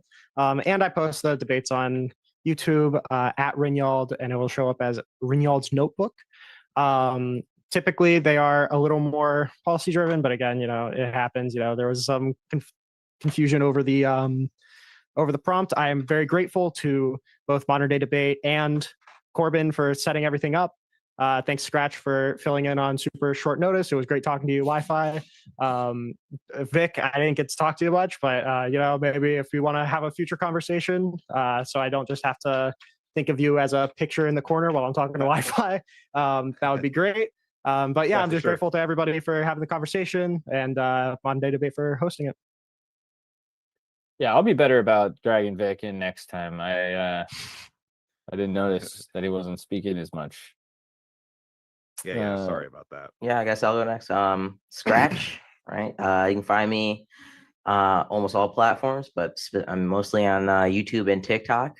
It's at Scratch9258, Scratch9258. I also have a link tree in my bio, at least on YouTube, if you want to find all my own stuff. I have a Discord server if you want to join it. If you want to debate sometime, just hit me up in DMs or join my TikTok panel. We go live whenever I feel like it. So yeah. Just Awesome. just so you know, you have to search Scratch Debate to find the YouTube channel through the search on YouTube. So you got to get more clout or change the name for the Scratch to come up first. Just type in Scratch 9258. You'll find it every time. Oh, okay. There you go. Every time. So there's a guy named Breakfast Tacos, and I'm like, you're not gonna beat the algorithm on Breakfast Tacos. It's just not gonna happen. Well, I know who he is, but only through other people talking about him. Yeah. My old screen name was Donald Trump, but I finally figured out that. Damn. All right. Okay. So, well, with me, you could find me at I'm on all platforms, but I'm mostly on YouTube. That's my primary platform. You can find me under Cool Vic, KEWL space V1C. I live stream Mondays through Fridays. I put out new videos every day. I have a Discord as well, and yeah, that's where you guys can find me. Yep. Awesome. Okay. Well, I appreciate you guys all being here tonight for my first moderation. You kept it very cordial. Missing one outro, I think. What? No, it's all right. We already went over channels, and I thought he passed it on to Vic. My bad. All good. Yeah, go for it. Not that everybody knows me, but I've been on Modern Day Debate a few times, so you should be more familiar with me. But yeah, at WifiGospel on YouTube. All right. And, well, yeah, it was a pleasure to debate you guys. I think we had a fun time. Yeah. And thank you, Vic, for being my partner. Appreciate you, bro. Yeah, no problem. Like I said, I hope your back doesn't hurt too much from doing all the heavy lifting for us. Awesome. And we had a lot of fun. Hope his back doesn't hurt too much from last night. Hey. Whoa. Who said? Wait, I think that pause. Hey, me and Vic are married, okay? Just saying. I think that was just the win. Not together, not with each other. Someone commented the moderator won, in my opinion. True. All right. Well, guys, appreciate everybody. Go to DebateCon this coming week on the 15th, 16th weekend, and get your ass to Nashville. Go meet all the greats, and I'm probably gonna make some last minute plans to get out there myself. So maybe you'll meet me and we get to meet all you guys. That'd be cool. Super chats, you keep sending them, even if I'm not going to read them and we're turning it off. Just keep sending James super chats the whole time, forever. What's up, What's Five? up? How you doing, Vic? We're in the mobile studio today. On the mobile studio? Yeah, I see that.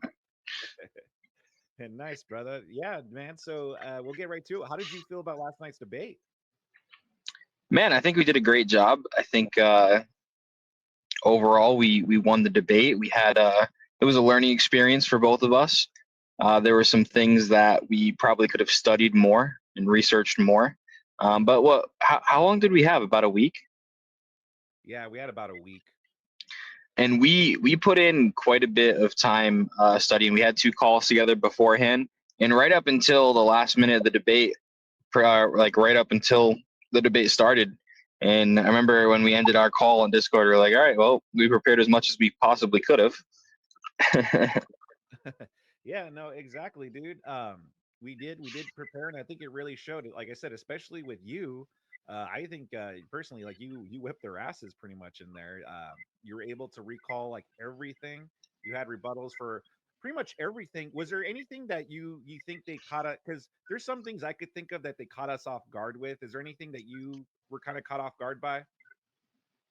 Yeah, and I guess like I'd love to hear what you had pop in your mind, but basically, when talking specifically about Trump's policies, I couldn't really, off the top of my head, name exact policies. And there is stuff like the Lake and Riley Act, right? That's considered a policy. But Trump moved, and this is one of the big contentions around how he's handling immigration, is he moves with executive order. An executive order itself is not a policy, but it can and it does direct how current policy is executed, right? So did Trump make sweeping policy changes? Not necessarily, but he did make a bunch of executive orders enforcing the policies that were already on the books that weren't being enforced in the previous administration. And I think I could have had that as a stronger answer. So there's one thing I definitely could have done better.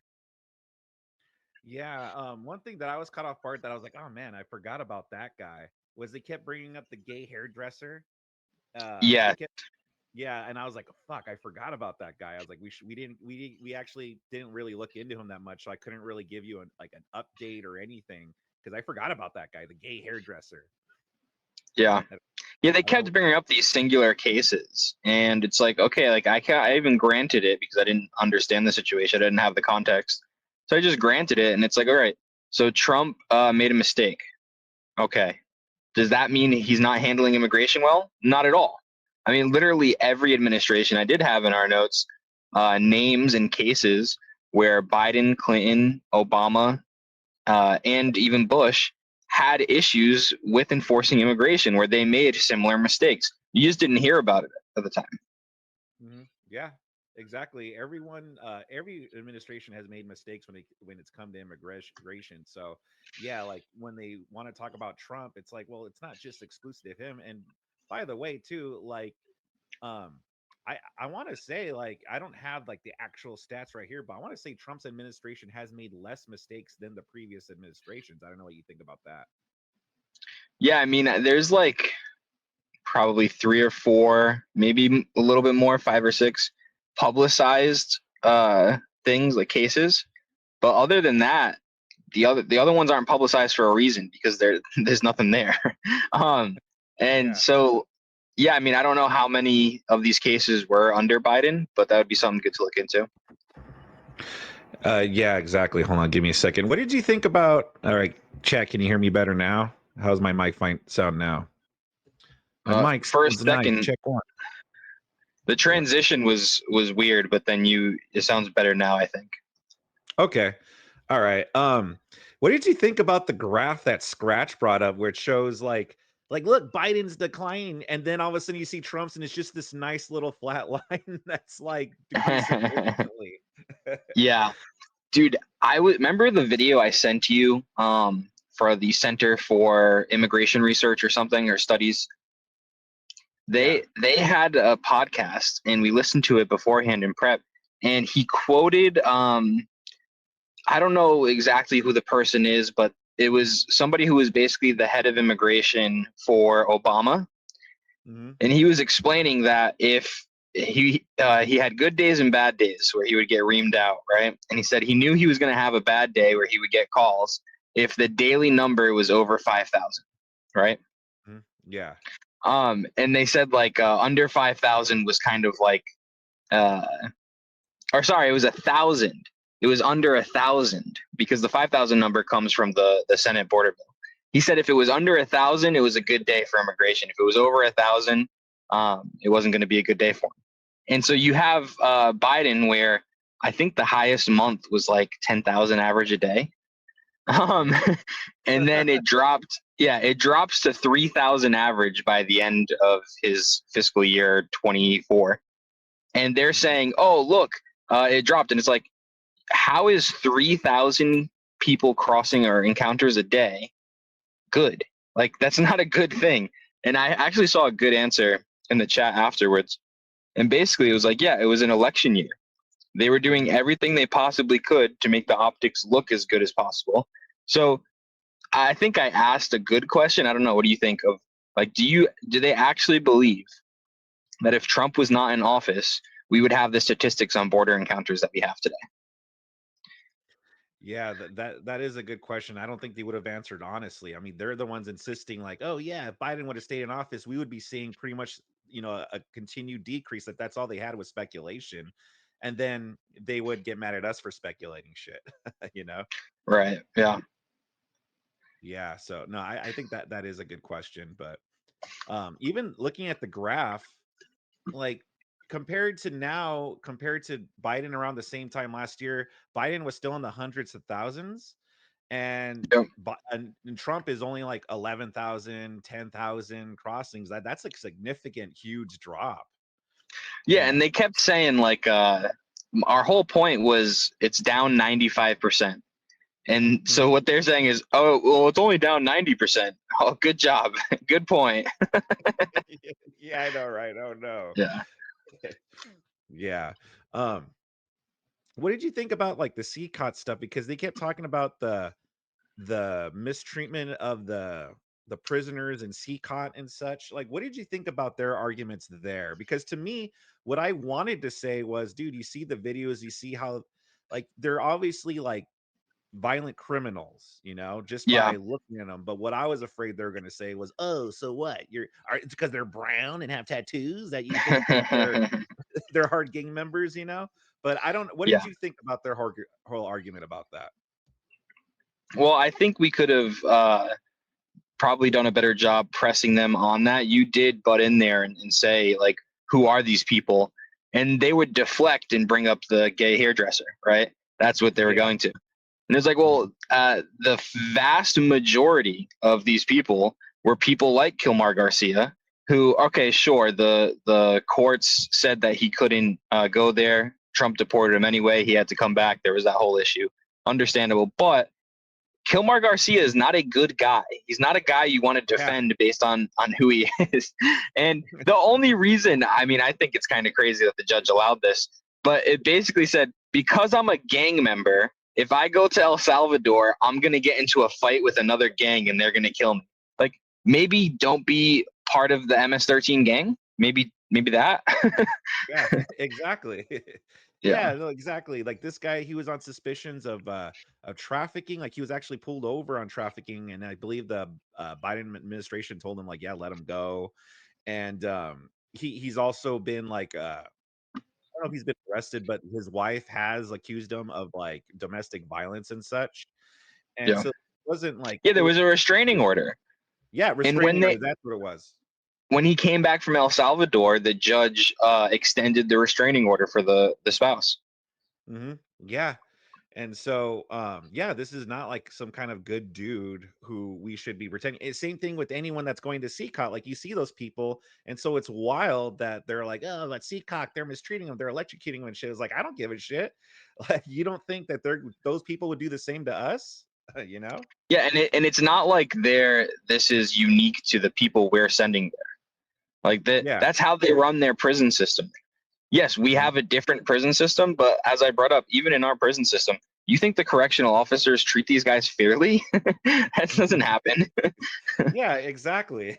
Yeah, same thing. And I'm glad that you brought that up. Then you compared it to our regular prison system, because I think that really got them, that it's like, hey, this is prison and such. And then, man, these lefties, they always love to bring up Sweden and Norway, and they're like, oh, but the prisons in Norway, they're much nicer. Which I'm glad that Yeah. you brought up, that it's like, okay, it might be nicer, but that doesn't mean they're free. Like, there's still Yeah. um they're still forced to be in there against their will. Yeah, all prison systems are effectively enslavement one way or another.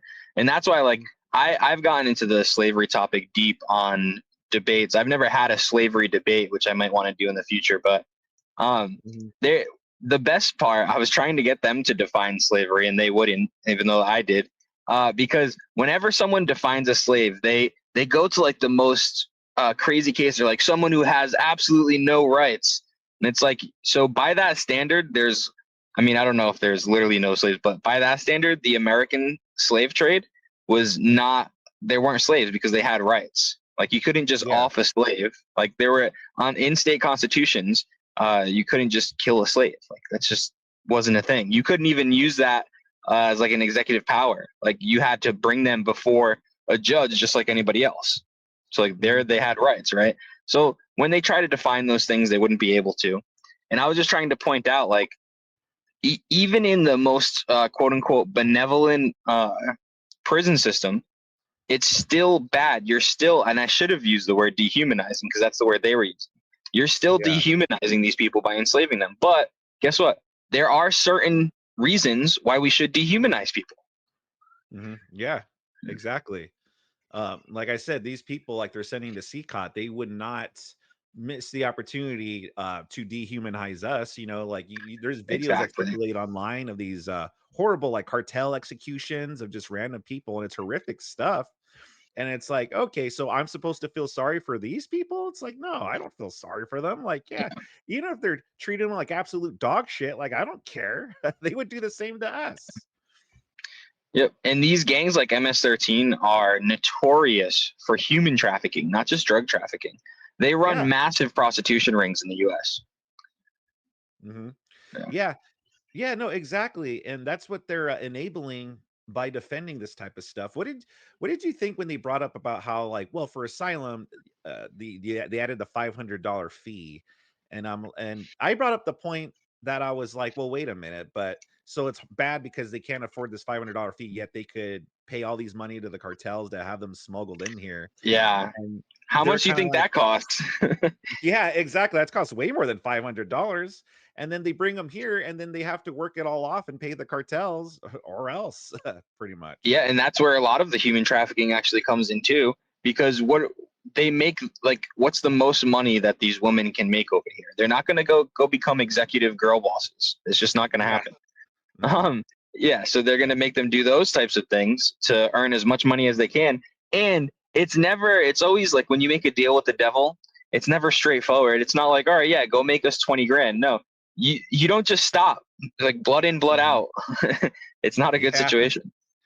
Exactly, 100%, man. And so I brought that up as like, what about the cartels? And then they responded with, well, that's our point. And I was like, I kind of got confused. I was like, what do you mean? I don't know what you thought about that. Was I proving their point, or what did they mean by that? Yeah, I have no idea what they meant by that. I mean, there was a lot that happened in that debate. Maybe we could do like a review one day and go over the specifics, but I don't understand that point. You were saying that exactly what about the cartels? I was saying that, well, because they're complaining like, oh, look, they added this $500 fee to claim asylum, and they can't afford it. That's horrible. And so I'm like, well, wait a minute, but they could afford to pay like all this money to cartels to smuggle them in here. Well, what about that? And then they're like, yeah, but that's exactly our point. And I was like, wait, what?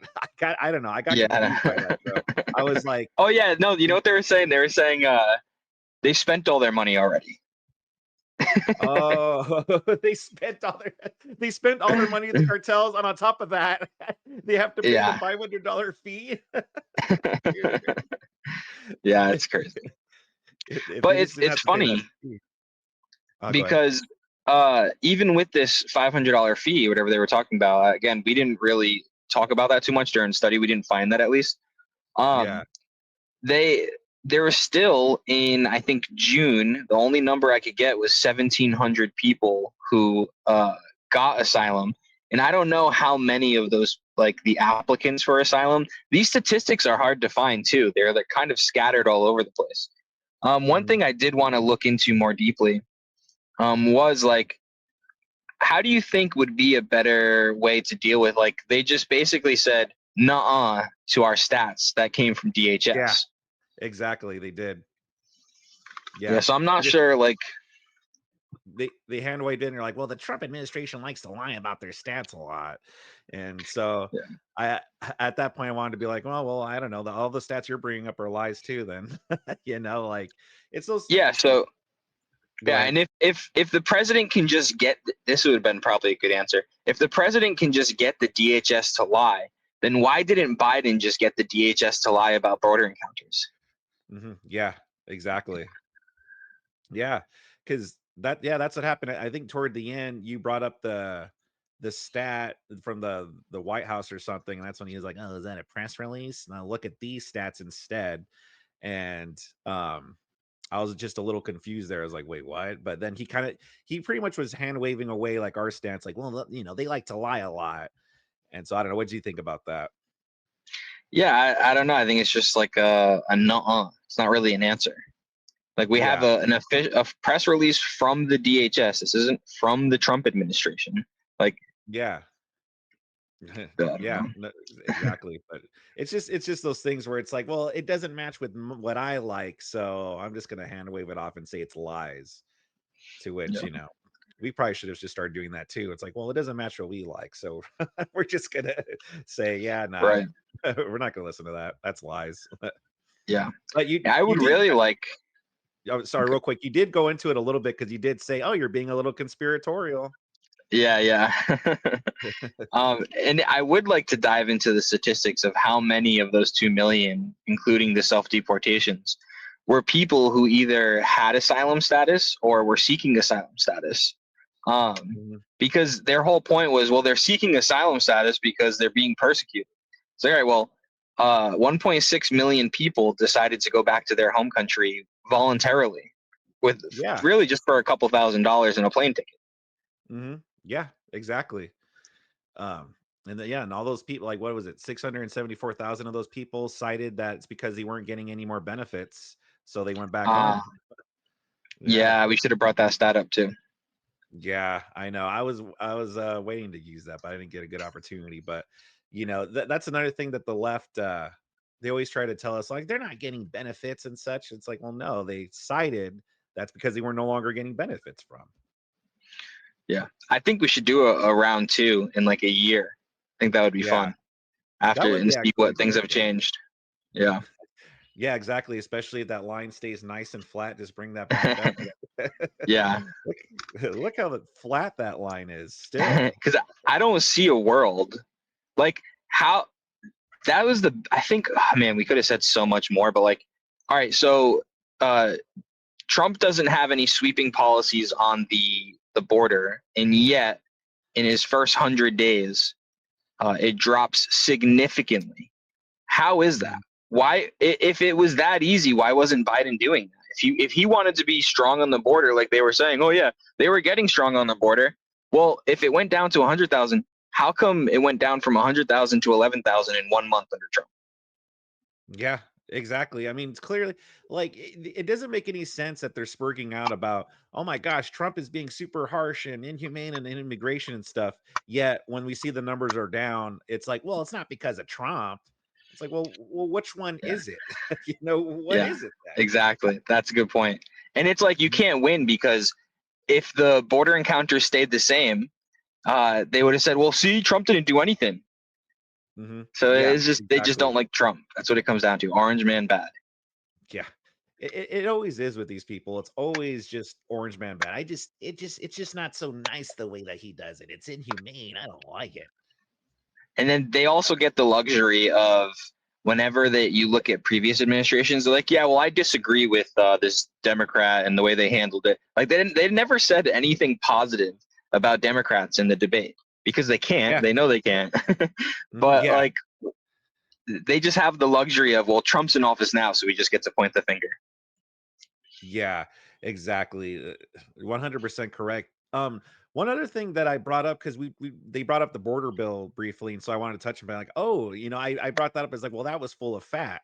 It was like what, 80% fat, 20%. And then I believe it was like Rinyald was like, he's like, well, they ended up voting for the fat anyway. What did you think about that? Yeah, honestly, I do think that was a good point, but I don't know how true that is. I would like to compare what was in the bill and what got passed outside of the bill.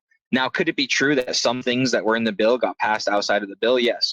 But there was a lot of Republicans who said they didn't pass it because of the fat. There were also a lot of Republicans who said they didn't pass it because they didn't like the policies that were going to be enacted if the bill got passed regarding immigration. Another thing was, I believe 10 Democrats came over and shut the bill down as well. They voted against it as well. Why did they vote against it? That would have been a good thing to bring up. Yeah, and then I remember thinking too, because it would have just limited to like what, no more than 5,000 crossings or a day, I think, or Oh, dude, I missed such an opportunity because I know you listen to Rinyald's videos too.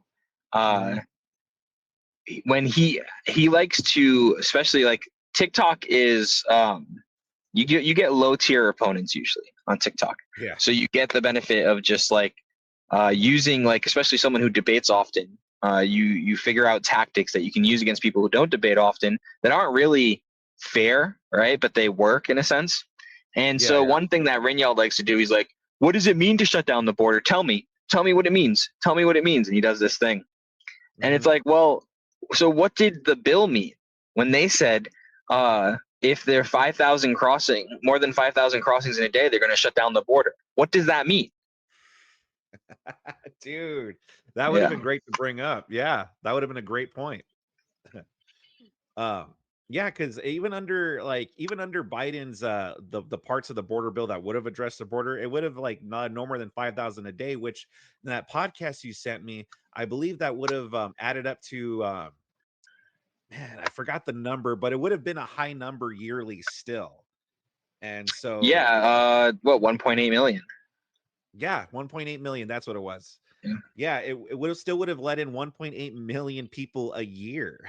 So it still wouldn't have been as effective as Donald Trump, Donald Trump's doing. Yeah. I was really upset at myself after the debate because sometimes you don't prepare for the obvious because you think people are either going to be at least somewhat charitable or have common sense. Yeah. But even afterwards, I saw a comment regarding this as well with the 100 million people, right? And I got him to concede that if 1 billion people came across the border in a year, that wouldn't be good for America. And then, but he wouldn't concede on the 100 million. And I was confused by it because I'm like, in what world does 100 million people crossing the border in a time span of like a year ever be good for America? And I remember texting you after, and it was like, well, where would these people live? Yeah. Yeah, exactly. Sorry, I got a call. But yeah, where would these people live? Like, they're just, so you're just gonna have 100 million homeless people? Even if we could find a place for 10 million of them, you have 90 million homeless people. What do you think that's gonna do to America? Like, these people need a place to stay. They're not gonna get jobs right away. Where are we gonna find the jobs for these people? I should have went down that road with them, and it was because I wasn't prepared for them to be so stupid as to think that 100 million people crossing the border could ever be good for America. I was shocked by it. Yeah, that was shocking. And I remember you kept bringing that up too. You're like, oh yeah, so we've established like 100 billion. Well, that's too much, but not 100 million. That's weird. Yeah. But yeah, exactly. And it would have been a further strain in our system to have to take care of these, like you said, these 100 million, like for housing, for jobs. They would have ended up taking jobs. Like they would have had to work for cheaper because they're desperate for work, Like imagine all these people coming in, they're desperate for work because they need to earn some kind of income. And so then you get jobs that pay them under the table. And we're like, okay, well, I'll pay you this much here, And so it leads to the problems that we were seeing under Biden and everyone that wasn't up on immigration. And Yeah. so we really could have, that was a Mr. Tweet. Like we really could have walked them through like, okay, how would we have taken care of these 100 million people? Yeah. And there was even a comment on the Modern Day Debate page that I commented on after. And it was like, sorry, hold on. Some guy was like, well, these 100 million people could come over, and what if they built houses and started farms and helped starving people? I'm like, what fantasy world is this guy living in? Where like people, they're just gonna come here and build houses. Okay, where they're gonna go chop trees down and then form them into like, what is going on in these people's brains when they come up with this stuff? Yeah, and where are they going to build these houses on? What land are they going to find here in the United States? Like, okay, I'm just going to start building houses here. Like, they would have to purchase the land. Like, it's yeah, you're right. Like, what materials, land. Yeah, materials, the land. They're gonna have to feed these people while they work. Like, insane, absolutely insane. Oh man, yeah. I can't believe that, dude. They could come and build houses, start farms. Like, oh, okay. Why didn't we think of that before? Yeah, I'm sure that's exactly what they were doing in their home countries, right? Oh yeah, exactly right. Dude. Oh boy. One thing I wanted to touch upon during the debate, but we never got back to that, was when they were talking about the GDP. Oh. The whole GDP argument, predictable, the whole thing. I wanted to bring like, you know what, you guys, you're right. We should bring in a bunch of people to pick our crops and clean our toilets, right? Is that what you guys want? And see what they would have said. Yeah. You know, pretty much. I do want to go into the studies that Scratch brought up about the wage increase, because I don't see how that's feasible.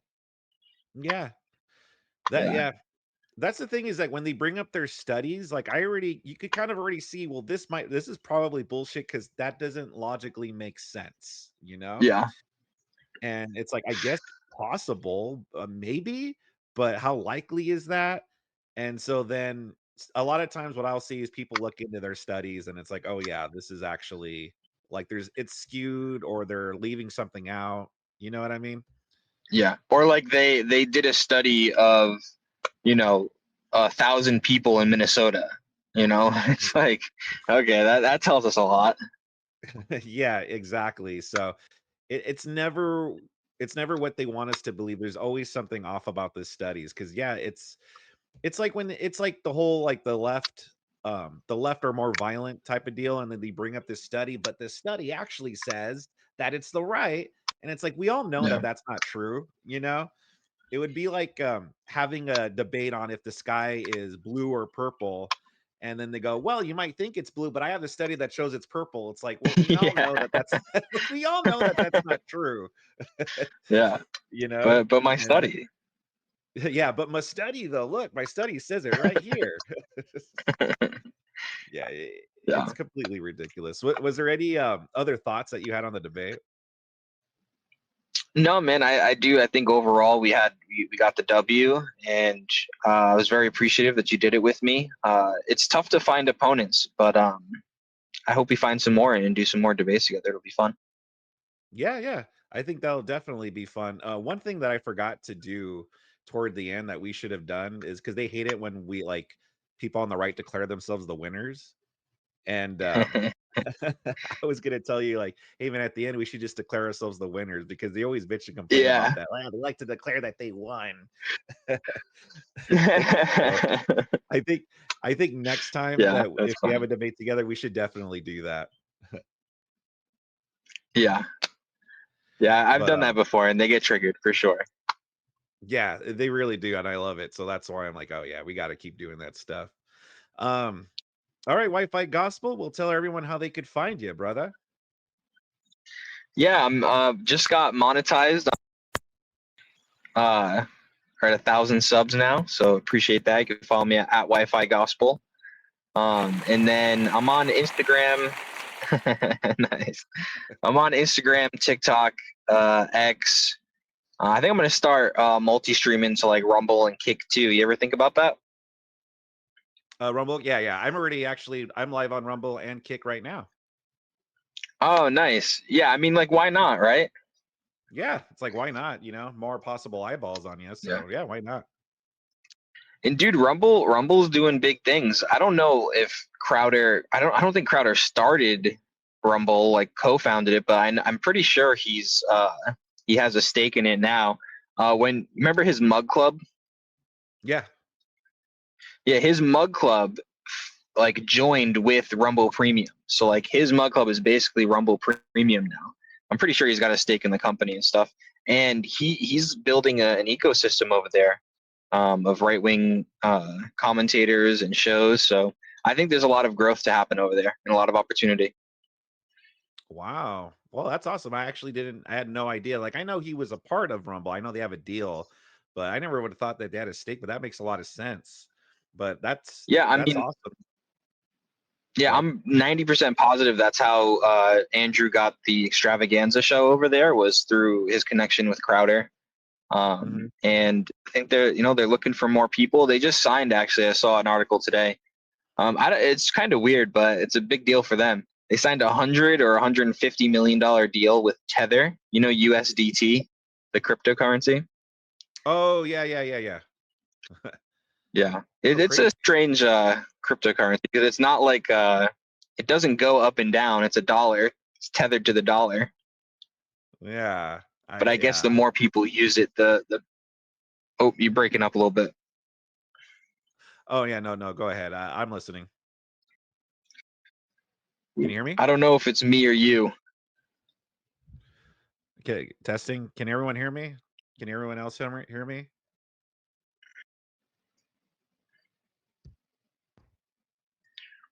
Oh, it's better now. Okay. Someone in the chat said I can hear both of you. So I don't Yeah, know. it might just be my end then. Okay. All right. Yeah, loud and clear. Yeah, people can hear I'm it. on my phone. Yeah, it's probably just my end. Okay. Yeah, crypto stuff. I don't understand the crypto stuff yet, but yeah, that's cool though. That's awesome. That's Yeah. Rumble doing their thing. Yeah, it's a lot of money. Yeah, exactly. Yeah, Rumble, I just hope it gets to the point where smaller creators can have a thing going on there too, because that's the only thing. It's like there's not really much money to be made if you're like a small content creator, like unlike YouTube. Yeah, the discovery sucks kind of, but if you bring an audience over there, there's they run a lot of ads for you and stuff like that. That helps. Okay, yeah. Yeah, that's what I mean. Like if you're someone that's up and coming, like but if you're established somewhere else, then yeah, definitely Rumble's a great option. But all right, Wi-Fi. Well, I just want to say congratulations again on getting monetized. Everyone go subscribe to Wi-Fi Gospel's channel. You also, one more thing. You said you're going to be vlogging from DebateCon, right? Yeah, so I probably won't do much live. I might do a couple of live streams depending on how I get the setup over there. I got, a gimbal and my phone and stuff, but I'll definitely be videotaping and putting together a vlog for when I come back. Okay, excellent. Yeah, so if you want to see some interviews or behind the scenes stuff from DebateCon, definitely follow Wi-Fi Gospel. And he's a great debater too. He's going to be doing some more debates when his schedule frees up. So follow his channel. He's growing. He's got some good stuff coming up. Yeah, brother. Yeah, thanks, man. It was fun, Vic. I'm looking forward to doing more with you. I want to start doing some reaction videos too. So I need the sauce. Yeah, I know, right? Yeah.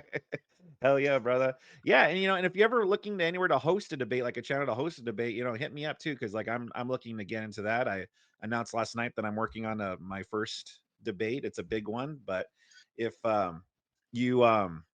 if you're looking for a channel to host it, hit me up. Yeah, definitely, for sure.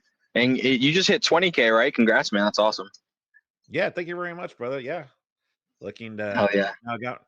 Have my sight on 25K now, but thank you very much, brother. Appreciate it. Sweet. Yeah, thanks for having me on, Vic. It was a pleasure talking to you. Yeah, pleasure talking to you too, dude. Have a good one. All right. You too, bro. Bye. All right. Take care. Bye.